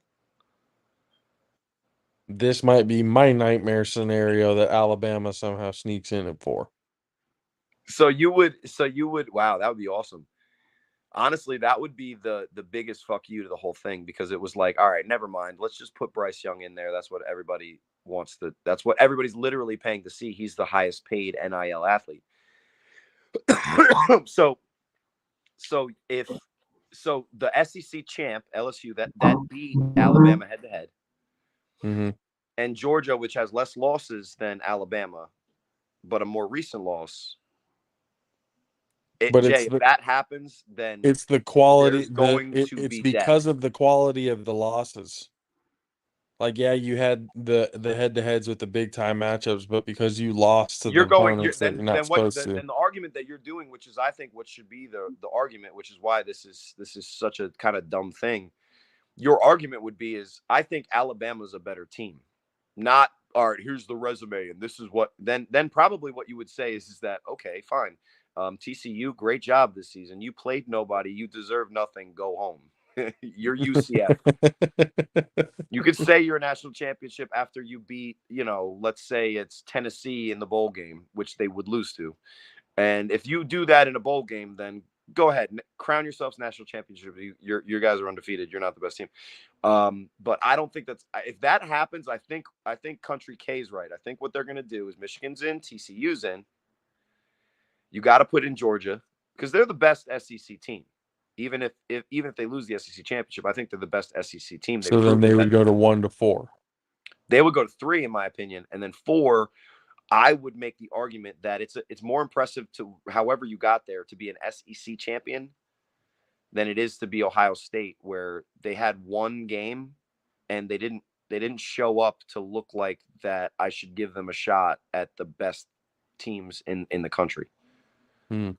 I mean, if it was 35-31, then they're automatically in at that point.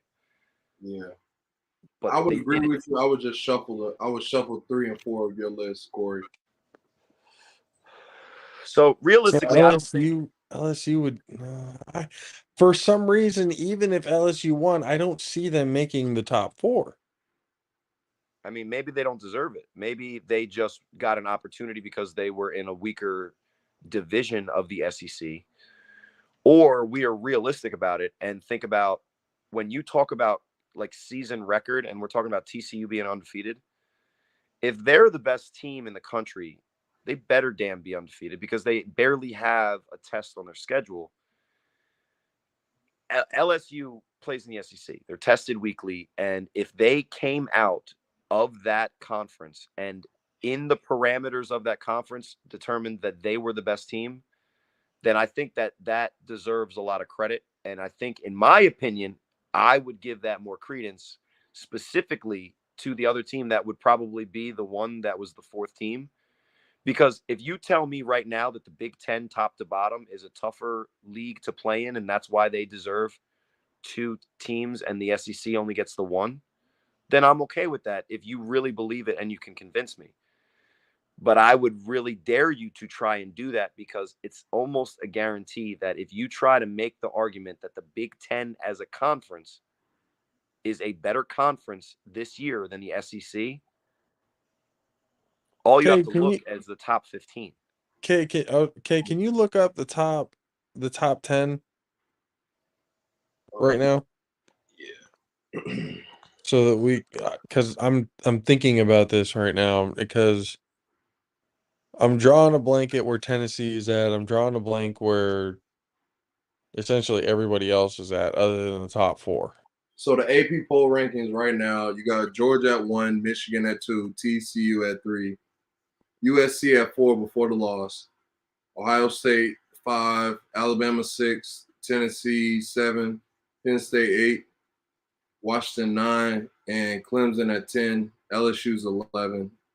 Alabama is what? 6. Yeah, this is definitely my nightmare scenario that if LSU beats Georgia, both Georgia will make it and so will Alabama. What's further on down that top 25? Because the thing is that there's been a lot of teams in the top 10 from the SEC at different times. It's just they've lost to each other. So you're also talking about in the top 25, you're going to probably run into I think Ole Miss is probably out now, but Ole Miss was a number 7 at one point. Yeah, they're at the top 10. Yeah, but Arkansas is on there. Not in the top 10. They're not in the top 10 anymore? No, not in the top 10. I'm talking about in the top 25. 25, Arkansas is not. I don't think they're there. Is there any other SEC teams after LSU at 11?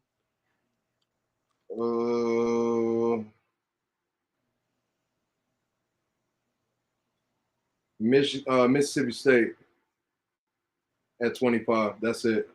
Yeah, so there's probably. Oh, sorry, South Carolina's at 20. Yeah, no, this would be the nightmare situation where if LSU will jump into the top 10. If they're at 11, then LSU is going to jump into like maybe 6 or 7, but they'll end up having it Michigan 1, TCU 2, Georgia 3, Well, LSU Alabama 4. They was 6 before they lost to Texas A&M. They moved down 5 spots. And Clemson moved down 3. So just based on the way they pushing people, I'm looking at the list right now on y'all scenario. Georgia lost. They will push down because the number 1 team, they moving people down like heavy. But look at the losses on all those teams. None of those teams are one-loss teams. Once you get past Ohio State, none of those teams are one-loss teams. Yeah, everybody else is 2 loss. And then LSU has 3. Yeah. Right. So what you're saying is that it basically comes down to, is Georgia a better team than Ohio State? And Yeah. I think that you would have to put Georgia in. And then if you're going to ask the question of who's better, Alabama or Ohio State, and like I said, based off the ass whooping that Ohio State just took, I think they're gonna really find it difficult to say to LSU that you won and you got the trophy in the division and in the conference, and you're not the shouldn't have lost to A&M. Sorry. I think that's fair. I don't think that's what they would do. I think what they would probably likely do, The first 3 lost team to make the college football championship. if it was Mississippi State, they wouldn't do it. It's LSU. If it was Arkansas, or if it was Ole Miss, or if it was Vanderbilt, or anybody else, if it was Florida, they'd likely do it. If it was Alabama, they'd obviously do it. I think this is going to be the situation that it's going to be the first time in the college football playoff that the loser of the SEC championship game makes the playoff and the winner doesn't. I think that Georgia's going to win. So all right. So we're all assuming on an upset how that is the worst case scenario, right? That's the worst case scenario. So let's do it this way now, because we already have the loss from USC, so that makes it fun. So let's got Georgia. Georgia wins. Michigan's in, right? Yep. Kansas State beats TCU. Now it gets crazy. Alabama makes it at that point, and then it would be that would be a really, that would be a decent looking, and then it would also basically say to the rest of the conferences everywhere else, it's like, why did you play this season? But it would be Georgia, Michigan, and then who do you put at 3? Ohio State, in my opinion. And then 4 would be Alabama. So the semifinals, guys. So all of a sudden, I think I might start rooting for Kansas State. The semifinals would be Georgia, Alabama, Ohio State, Michigan. Oh, fuck. Let's go. Now, TCU wants nothing to do with that. That would be very Very interesting.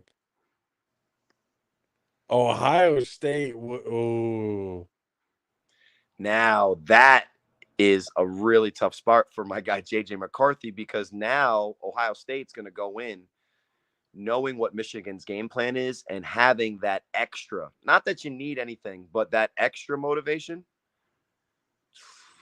That's going to be, that to me will be a test that's not fair for Michigan. but then They don't even deserve again, that, but that's how it goes, bro. what if we're just not giving Michigan enough credit? Nah, Well, they then they deserve win, it. And right? they beat the dog shit out of Ohio State again, this time at home. And now Jim Harbaugh can be like, look, I beat Ohio State fucking twice in 1 year. One in And their then, home turf, they don't even, and then one in the they don't even playoff. show up to the national championship game because they've been drunk the entire week. The people in Michigan and in Ann Arbor would be losing their fucking shit if that happened. I mean, that'll look just like when he was the coach for the Niners, to be honest with You you. can cancel Christmas. It's over. Everybody can die happy over there in Michigan. It's all done. That's the best thing they've ever seen. Don't breeze by like you didn't hear that. It's just like when you were the Niners. No, essentially, yeah. Except without the holding call on Crabtree that should have been called. Nah, y'all was getting blasted, bro, before that. The power outage, and we stopped giving Frank Gore the ball. Fam, y'all had a power outage and you had a whole bunch of senior citizens sitting around for 28 minutes. Senior citizen. And you had Kaepernick at quarterback running around. Like Ray Lewis' knees was done. Aaron Reed was on this last string. Like, come on, man. Like all the men was over there. They were grown old AARP members. There was nothing that the San Francisco 49ers could do, because we all know that Joe Flacco had a handshake before that season, and it was not from somebody of this plane of existence. Let's just say it was a little bit lower downstairs. That was set in stone from the beginning, and nothing that anybody tried to do from the San Francisco 49ers or anyone in the NFL was going to change the deal that Joe Flacco made back then that solidified him getting that contract that he signed in that offseason. Terrible. Not for Joe expense. Flacco. It was not terrible. It was terrible for the Ravens, because when they had to start paying their quarterback that much, then all of a sudden their team started to not be so good. Their defense suffered. But ask the Flacco family in 170 years how that day went. It went pretty well. Yeah, I mean, we're gonna probably see Jim Harbaugh with his khakis on his head if that happened. If they beat Ohio State again, at this time in the college football playoff. What would be better is if, now this is just making it crazy just to make it fucking crazy. Would you put Michigan over Georgia, or would you put Alabama over Ohio State and that's what I was at thinking. some point? That's what I was thinking. Legitimately, you could probably put Michigan at number 1, have Georgia be at 2, or you could even put Alabama at 3, Ohio State at 4. I think you could maybe get away with Alabama at 3, and then it would be Michigan, Alabama. Congratulations, Michigan. And then it would be Michigan, Alabama, and then it would be Georgia, Ohio State. And then somehow both Ohio State and Michigan wins, and then in the national college championship football that the rematch was, that could be that would be storybook shit. Cancel life in Michigan for about a month and a half. Arguably the biggest rivalry in college football history. To decide it all, that would be awesome. I mean, Jim Harbaugh would have a statue built. Michigan, I think if they're that starting. I think they're starting to do it right now. I mean, they're already starting. They're already starting at the feet. The price of cactus is going up. He's gonna make this face though too, like with his hands on his knees like this. Yep. With the glasses, like, huh? Khakis is going up. The necklace for the marker. That scenario actually, like, poor TCU. I think what's funny about that scenario is that's probably the scenario that's most interesting, and everybody at ESPN, which is hoping for the best matchups is like, please lose TCU. And just for it to be pure college football, they're likely going to win. But now let's say that all of the favorites then win because USC, which is the fourth team, just lost. So we're still having the debate. And what it comes down to is if it's one at Georgia or one at Michigan, whatever, Georgia, Michigan, TCU. Who's four? Who's the number 4? Ohio State or Alabama? I shit you not. I still think this is a nightmare scenario where Alabama sneaks in at 4. Because And- even though Ohio State is at 5, that loss was an ass whooping. That one loss that they have, it's not even close. And if you compare both teams, like we've been doing, Alabama on paper, they have the better team than Ohio State. They just do. And if So you I look at the think conferences and you say, okay, if any conference in the country deserves 2 entrants, it's the SEC. And that's what. because we just went over the top, it was 11, and it was 1, 2, 3, 4, 5 in the top 11. And there was 3 from the Big Ten, so give credit to Penn State. But Country K, do you still have that list up? How far do we have to go after Penn State before we talk about another Big Ten team? Because Michigan State's down this year. Illinois isn't anything to be crazy about. Indiana never is. You know, who am I missing from the Big Ten? You know, that Wisconsin's down. Nebraska's down. Minnesota, like, if they're in the top whatever, then and I miss that, then then maybe I'll stick to the A7. But I know for a fact that the Golden Gophers aren't just shocking the world. No. So the way it is right now with USC losing, If Alabama, favorites win, that was the best then case we're scenario for still Alabama. talking about Alabama in the college football playoff, and it's basically just a proven fact that there's nothing you can literally do on this planet Earth to keep Alabama from being in the college football playoff. Nick Saban sold his soul a long time ago too. So I never said that Joe Flacco sold his soul, to be honest. I gave you the imagery so that you made the connection there. no, But that's fine. You don't have to say it. I'll say. Let's be honest. Likely. All case scenario.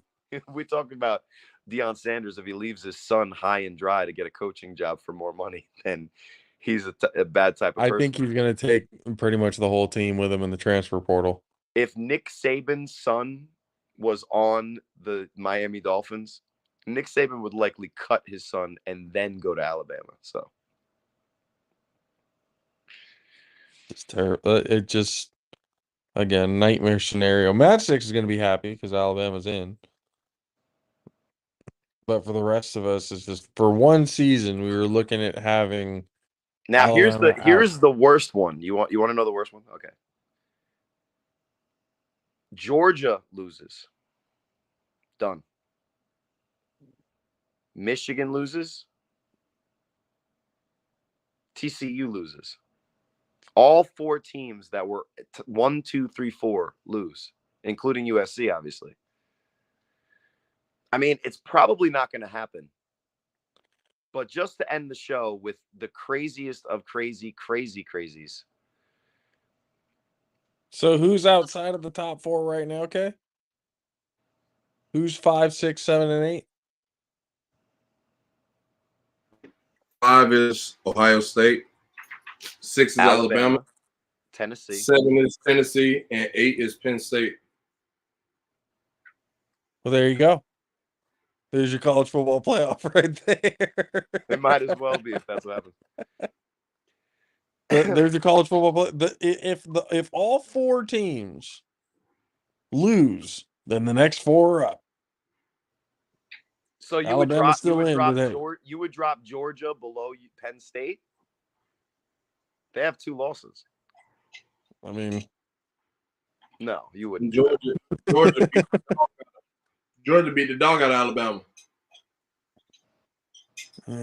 So then, okay. So if Georgia loses, LSU's also. If Georgia loses, LSU's also the SEC champs. Now, who cares about the Big Ten Purdue champs? Like, good for you. Here's your trophy. Go play in the Outback Bowl. They're gonna still give whoever's not in the college football playoff to the between Michigan and Ohio State the Rose Bowl. So it's like, good job, Purdue. Here's the Outback Bowl. The the Kansas State would be the Big 12 champ, but nobody cares.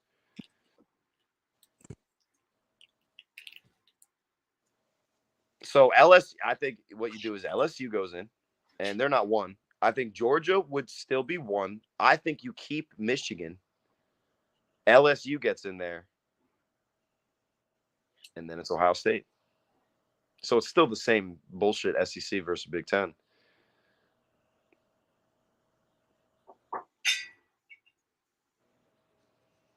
This is just too much stress on my head. I just want Alabama out.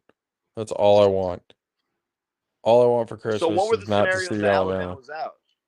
Because the best thing for Alabama to be out is LSU to win, because LSU has a head-to-head win over Alabama. So then it's really tough for you to say Alabama. So maybe what you're rooting for, Jay, is for LSU to win. But even in that scenario, you yourself said that Alabama's still getting in. So I think what you're saying is that you just manifested that regardless of the way that it happens, that when we have a text conversation Sunday after all this is settled,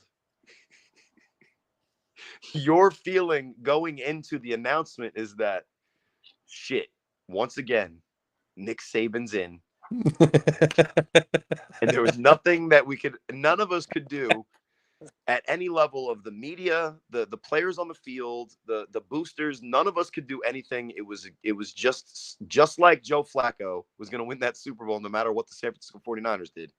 Nick Saban is going to be on one of those sidelines, really pissed off, up 31 when his punter doesn't make 47 yards net on the punt.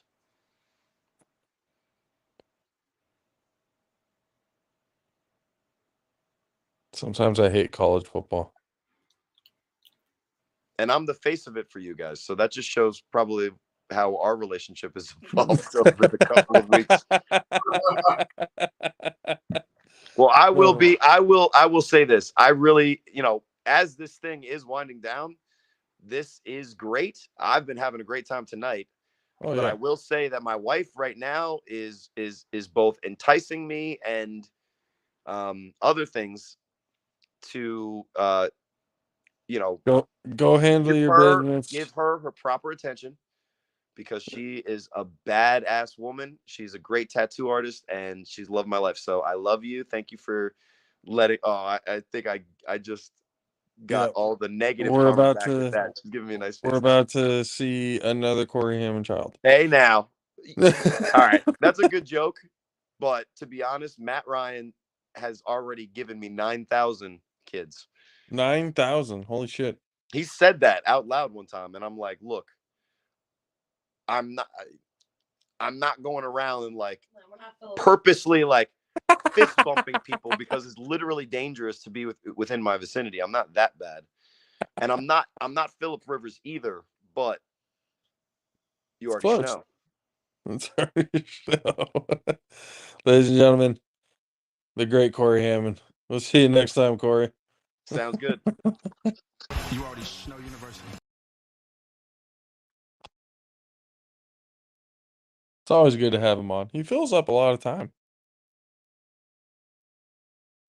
But appreciate Cory for being on and talking. Yep. I thought I had mute. So yeah, you're definitely right. Should we get to our picks real quick before we end the show? Sweetly. Sweetly. We didn't get to talk a whole bunch of NFL, but nonetheless, what we did talk about today was good. I'm good with that. So my second question I wanted to ask Corey before he had got off, but that shit would have killed the rest of the show. But So we carried on like big time after that.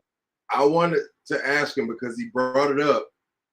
Do he think Joe Flacco deal with the devil was based off of the playoffs, not just that one season?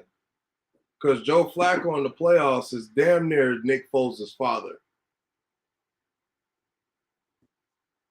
I'm just saying. If you can get Joe Flacco to the playoffs, he handle the rest. That's all you got to do. Just get him there. That's the hard part. That's the part the devil made difficult. Yeah. Getting him there in the first place. He's like, go to the Jets. Go to the fucking Jets. Yeah, you can have that deal. Don't worry about it. Go to the Jets. What do we got in the picks, man? What we got? All right. What happened yesterday? Patriots 24-10, obviously, but that was on Thursday. That's right. So you got the Steelers Falcons. Where? And they're in Atlanta. I forgot to say that. I think the Steelers might take this one. Yeah, I'm gonna take the Steelers too. Yep. You got Cheese versus the Bears. Cheese versus the Bears.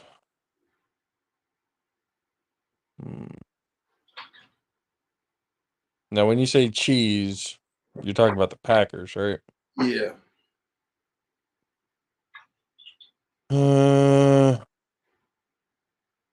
Fields is back.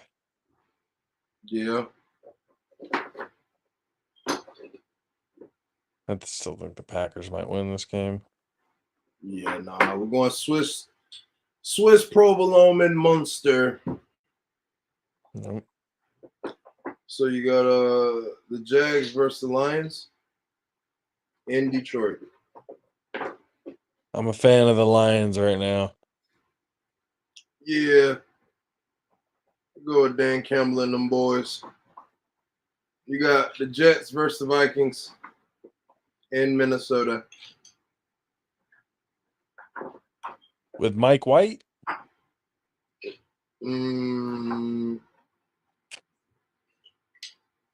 Looks that way. I might take the Jets on this one. Despite Corey Hammond's talk of the Jets, I might pick the Jets on this one because of the fact that Mike White's playing. The team didn't want to play for Zach Wilson. They want to play for Mike White. Look, Mike White gives you 3 good games, and this is one of his 3 good games. There we go. That's what I'm saying. This will be in there. He'll be like the modern day Ryan Fitzpatrick. But if they lose, he might have used all his good juju throwing some fucking pretty good passes in the rain. Just he gave it all. He gave it all he had in the first game. Yeah, I mean, he didn't spread it out because if it would have been good conditions, he would have been able to play like regularly and be able to drink some of his, secret stuff, like if you put a Space Jam reference in there. I think I'm gonna go with the Jets. Yeah, I think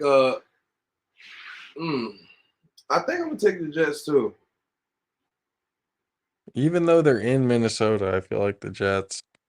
I feel like Sauce is gonna shut down Jefferson. For some reason, even though Jefferson has been playing like a monster, I feel like Sauce is just gonna. I mean, it's gonna be a pretty fucking good test. Hell of a matchup right there. It is a hell of a matchup. I kind of want to watch that game. Yeah, just to see. Yeah. So after that, you got the Commanders and the Giants in New York, in the Netherlands. I'm gonna take the Giants on this one. Same. You got the Titans versus the Eagles in Philly. Ooh. It's an intriguing one. Teams and pretty good coaches. But Vrabel is a really good coach. I feel like. Sorry, Mom. I'm taking the Eagles. I mean, you are married.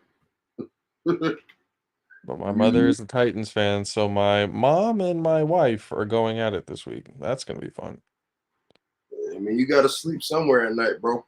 Yeah, so I gotta protect where I sleep, right? You gotta protect your immediate face, not your future face, your immediate face. I love my wife and my mother very much, both of them. Crazy as they both Yeah, are. but no, actually, I'm gonna have to agree with you on this one. Just simply because I think AJ Brown, if he plays, is probably gonna go the fuck off. Oh, he's healthy. He's gonna play, and he's gonna go bonkers, like you said. He's gonna go off. Yeah. I'm very much happy for Derrick that. Henry fucking fumbled the ball on the 3-yard line, bro. I'm losing so much faith in that guy. It's not even funny. He got popped and fumbled on the 3. King Henry is not King Henry anymore, I guess. He's mortal now. He's still the king. I mean, kings go through these times. The kings have trying times. You know? Just right now, we gonna just slide over there right now. We're gonna come back though. We're gonna come back for you. So look, next game is the Broncos versus the Ravens. Ravens. You're not trying to ride with Bronco country? Fuck no. Why not? They got free room. I'm not gonna lie, it was hella funny to me. So, a report came out. Sierra had invited the entire team to Russell Wilson's birthday party. About half of them showed up. So probably less than half of them showed up. Less than half of them showed up for sure. Definitely less. Most of the rookies. Yeah. If not all the rookies. Yeah. Pretty much. Like a couple players that's like backups and shit like that. Maybe none of the starters. If the starters, it might have been O-linemen. And maybe not even them. It's probably a couple O-linemen. A couple that he convinced. It's bad. It's just bad. No respect for Russell Wilson out there in Broncos country. So people are calling it the worst trade of all time. I ain't saying that because it's been worse trades. I don't know why they're doing too much. Well, considering how much the Broncos gave up for Russell Wilson. Nah, you still got to see how Deshaun's trade pan out. Which it's already not panning out well. Which leads me to the next game. Yes. It is that game, sir. The Browns versus the Texans, and it's Deshaun's first game back. And apparently, quote unquote, some of the accusers will be at the game. Oh, they're in Houston. The owner paid for them to go. I'm telling you. They got free ticket. They're gonna have good seats. And then that's gonna fuck with Deshaun's head. And the Houston Texans are gonna win this game. Watch. They're gonna have the fucking goddamn one of the victims do the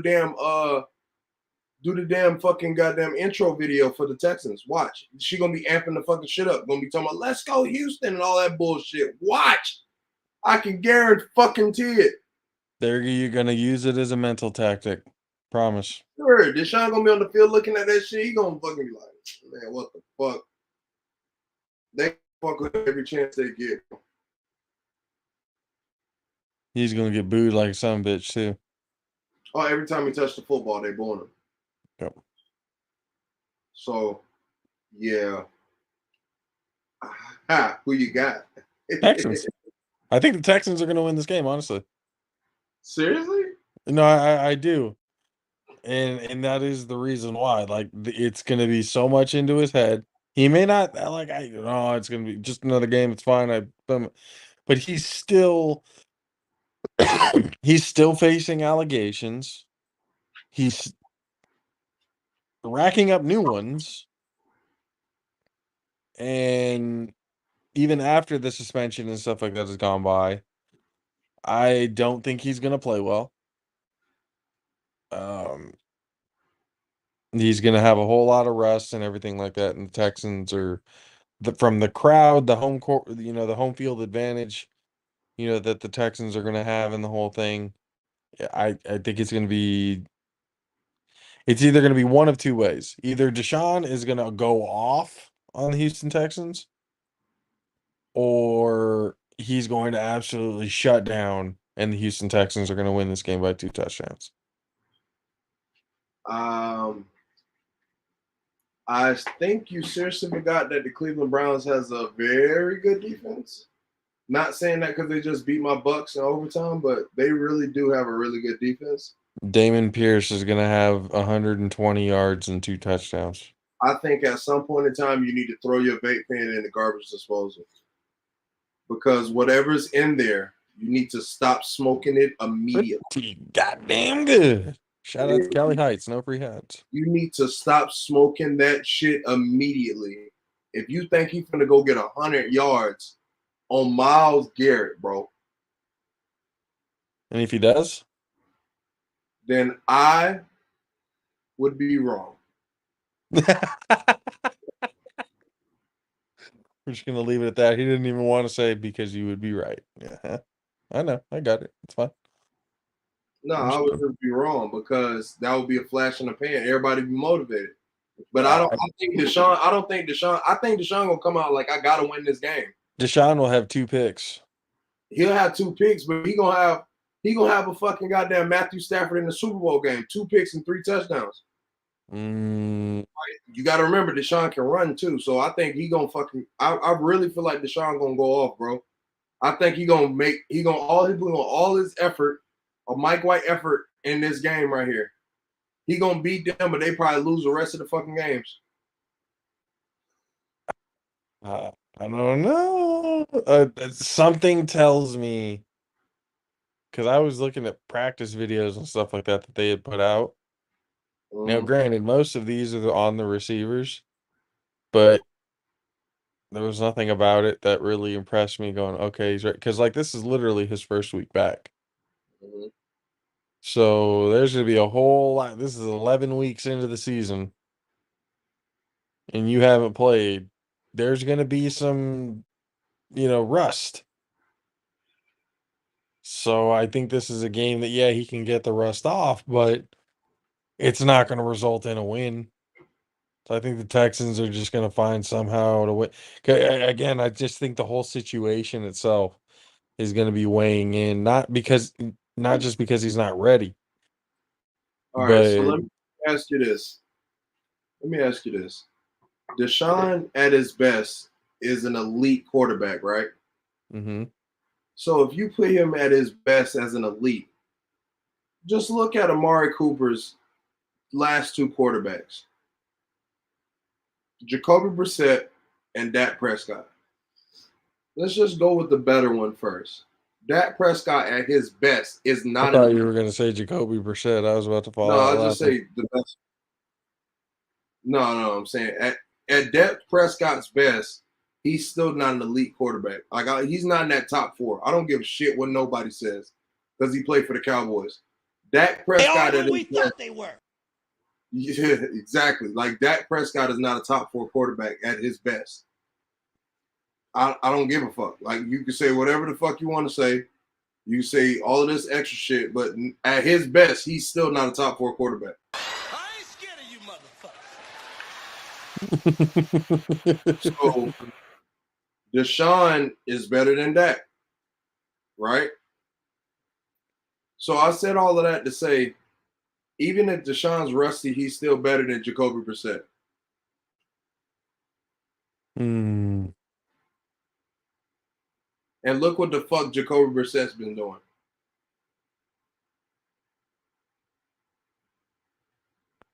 Still think the Texans win. Damn, are you Throw your No, vape pen in the garbage disposal. it has nothing to do. It has nothing to do with May he Baker. rest in shit. It has nothing to do with him. He's not on the team anymore, so it doesn't matter now. I didn't even bring him up. Oh, I thought you said you need to get that Baker hate. I was like, what? I said you need to throw that vape in the garbage disposal.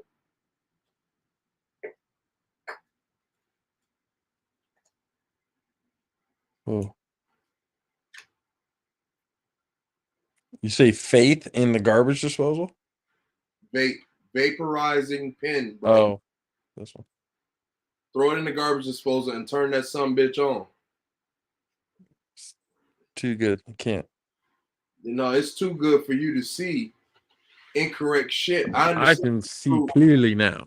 Look, fam. If Big Ben fucking nasty ass can win some damn Super Bowl rings, there's no absolutely way you ain't gonna tell me that a better quarterback than all three players that I've mentioned outside of the guy in question. Now I ain't gonna say at Big Ben's best. He definitely ain't better than Big Ben at his best because we ain't seen enough from Deshaun. But Big Ben at his best, what? He a dog. I ain't gonna lie to you. Like, I don't care. Like that big nasty fucking asshole is nice. I can't sit here and lie about that. I ain't gonna sit here and lie on camera. He nice. That big nasty asshole is nice. He is. That's some real shit. When he was at his best, bro, he was running motherfuckers over and throwing for 200 yards. That motherfucker was doing this thing. And he was hard to bring down, all that shit. Big Ben was nice. Now I ain't gonna sit here and lie now. Now I ain't gonna lie about that, but I'm gonna just say this: that, bro, a rusty Deshaun is still better than Jacoby Brissett, bro. I'm sorry. I don't mean no disrespect to Jacoby. I like your personality. I like your game.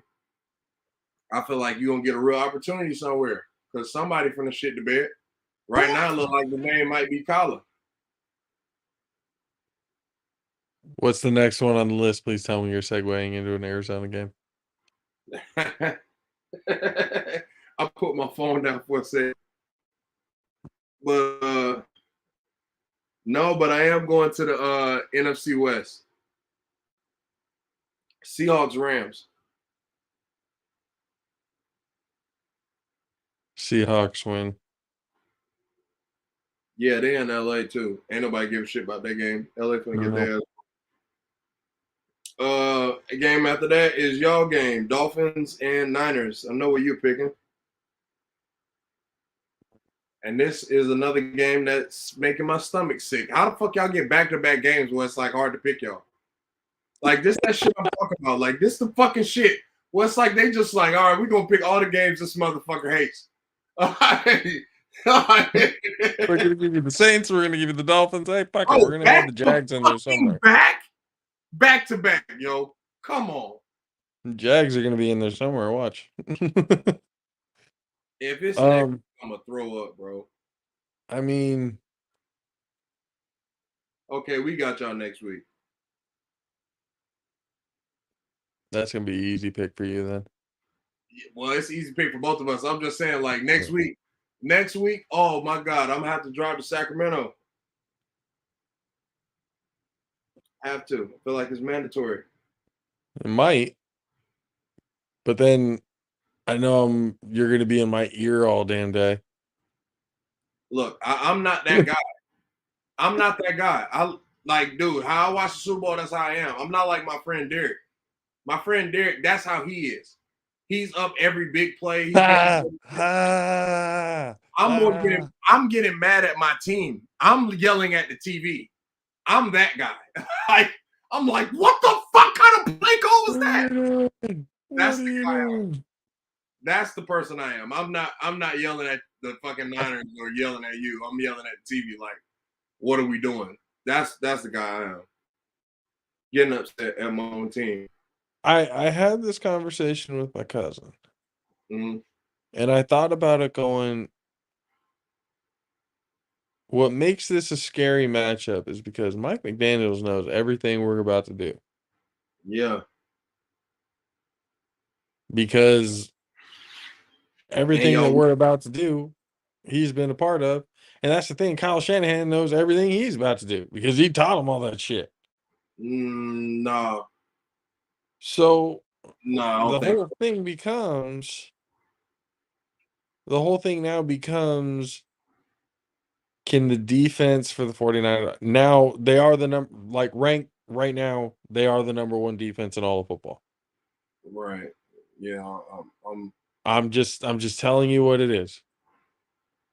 If that holds up, Goddamn cow in the field. Fuck you on top. because I don't think we have the DBs that can keep up with Hill and Waddle. Bro, Dan Zeus, he might need to be fired at this point. Oh, we ain't fucking goddamn check him out for collusion. Why, Goddamn what happened? DBs can't cover a cow in the field, but you gonna sit here and try to get me to understand they can cover a goddamn wide receiver? They can't cover a cow in the fucking field. No, and then they best damn DB got hurt. You gonna tell me they can cover motherfucking? All right, go ahead. My bad. I was gonna say I'm trying to say like I don't think it's gonna happen. Man, look, them boys. We don't have the offense to keep up with that. Oh, this shit been hurting to say, but I'm finna go ahead and pick the 305 for this one. Them boys finna run all over the field for y'all. Because the thing is, all y'all gonna get Bosa gonna get hit. They're gonna be in the time frame, but he ain't gonna Tua gonna get the ball in his hand so damn fast. Like Bosa just gonna get him. I'm here. That's all the hits he gonna get. He gonna be fucking getting that bitch out of his hand so fast, bro. Mike McDaniel finna run so many gadget fucking plays on y'all, bro. It's finna get nasty. It's finna get nasty because you can't cover count the field, man. That's the only problem the Niners have for me. That's my only problem I got with y'all. Y'all can't cover no damn body. And when y'all play teams that got good wide receivers, y'all be out there getting exposed. Mm-hmm. So, I mean, I got to pick my Niners, but it's going to be a tough one. Yeah, no, I'm going to pick the 305. I'm going to say that because I ain't saying the team name. So, next one. Yeah, you got the Chiefs versus Bengals. Shit, that's a good game. Why does a part of me want to pick the Bengals? Because Joey B be the man.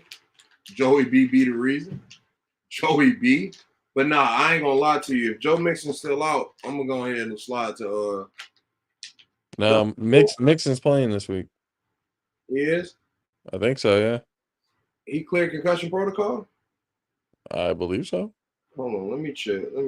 I'll have to look at that. Hold on. I got Joe Mixon in my fantasy. I have P. Ryan in my other one, so if Mixon's not playing, I might start P. Ryan. If you ain't start P Ryan last week, you tripping. I did not. So I am. I don't get what's your issue, guy? Which league do I got Joe Mixon in, man? In the JAFFO League. Oh, I got him in the Jaffa League, huh? Oh, it say questionable. It still don't say. Draws questionable tag on final report. That was today. He's still in concussion protocol for Zach Taylor. Last comment with reporters earlier today. Might start P. Ryan. This got in 3 limited sessions. So he had limited all week. So yeah. I don't think Mixon playing. P. Ryan starting.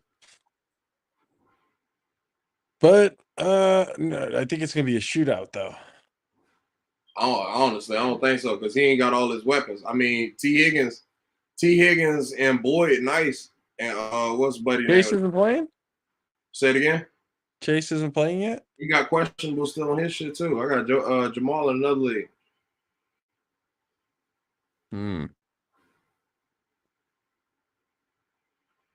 Shit. Yeah, my other Yahoo. So who do you got? You got the Bengals or the Chiefs? That's questionable. Oh, he practiced. He had a full practice. Today. Chase did or Mixon? Chase. Oh, then he's playing. At this stage, it's tremendous towards a return. Action this weekend. That's line 4-game absence. He did everything we needed to see. He's good. Okay, so I'm picking the Bengals. Yeah, I'm at the fuck yeah, I'm gonna pick the Bengals on this one too. Just based off of that. They don't really need Joe Mixon. But Joe Mixon show guarantees that win. Yep. But Chase being in, yeah, they're good. What's the next one? 1 second. I gotta switch back to the app. Next game after that is the Chargers Raiders. Chargers. Raiders. Every time you do that, they lose. So keep doing They it. actually What's the won next one? last week. They won last week, and I did it last week. They still ass. You can say whatever you want. That's been Chargers are winning. Next one. the shittiest Sunday night football game this week can produce. The Colts versus the Cowboys. God damn it. Yep. Colts. I mean, we passed like 6 games they could have put for fucking goddamn Sunday night football. They could have put fucking the Bengals Chiefs. They could have put y'all. They could have put the fucking Texans just because of that fucking bullshit. They could have put the Eagles. They could have put the Vikings. They could have put the Packers because of the bullshit.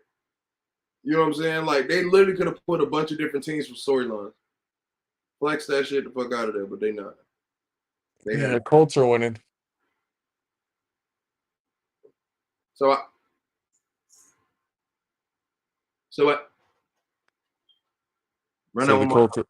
Colts are winning, right? Hold Is on. that who we were talking about, or am I high as shit? I told you, throw that fucking vape pen in the garbage goddamn disposal and turn it on. So Raiders, Colts, Sunday Night Football. Right? I said Cowboys, Colts. Cowboys, Colts. Sorry. Raiders. Why was I thinking about the Raiders? I don't know. You tripping. That's why I'm like. Shit. That's why I put Jimmy Butler. Colts, Cowboys. Colts. Yes, I still pick the Colts. I'm still keeping this up. Yep. You forgot about a guy named Michael Parsons? It's fine. You do understand he's second on the sack list right now? I get it. 12? He has 12 sacks. It's fine. You sure? Yeah. Are you sure that's fine? Yep, 100%. You do understand Matt Ryan can't outrun nobody. Yep. Again, I'm trying to give you an opportunity. It hurts. Keep doing it. I'm just gonna keep. If you think it felt good to pick the 305, you seriously think it did? I was looking like this. You think I wanted to pick the 305? I looked at that game. That's how I looked at it. I looked just like this, Josh. Do you not understand when y'all game came up? When I looked at this phone and you asked me to do these games, I was looking at this phone like this. I mean, nope. Colts are winning. Jeff Saturday is going to beat the Cowboys.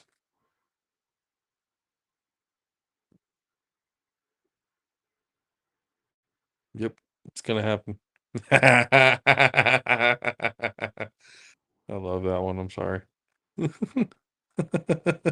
just going to go through them all. Yep. So I'm assuming you're picking the Cowboys. Yep. All right. Monday night game. Bucks, Saints in Tampa. Another crap game. That's why I ended the face on this one. Yes, sir. You're going to have to do it. You're going to have to. The Saints only won 2 games. The Aints ain't won shit. The Aints ain't won shit. You got no choice. You got no chance. What Eric Roberts said in fucking national security, you got no chance. Yep. Bucks it is. Uh, Gonna have to.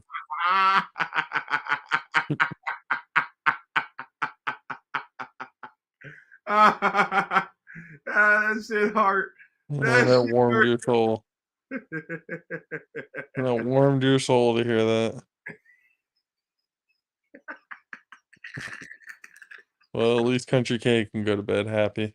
Hey, the more you fuck around, is the more you'll find out.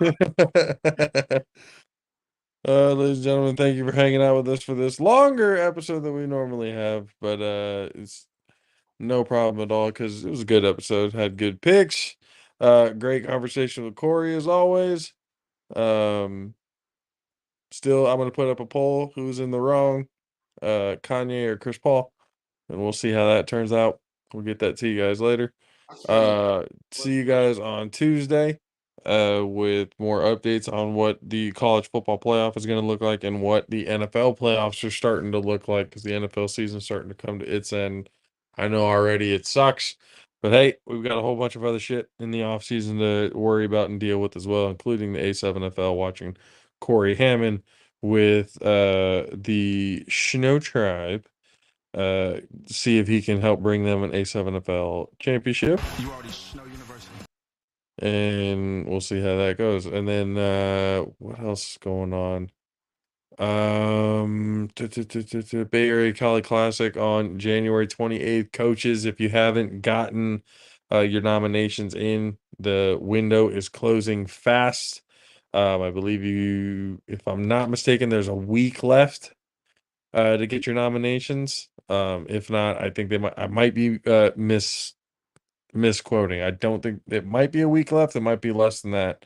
Go to Gunner Sports or Bay Area Cali Classic over on Twitter or Instagram to be able to find out more information about that. Or you can get a hold of Leslie Jackson. She'll be able to let you know when the window and stuff like that is if you want to know directly. Let's see, down the line too. The one for Camden is out right now. Kay is currently working on down the line 3 from the senior night against Hawaii that we just went to. So that's going to be exciting. And let's see what else. Nope, that's about it. Okay, ladies and gentlemen, see you guys on Tuesday. Good night. Have a great weekend. Stay safe. Love you guys. Deuces. Make sure you wash your ass. Mhm. Aloha.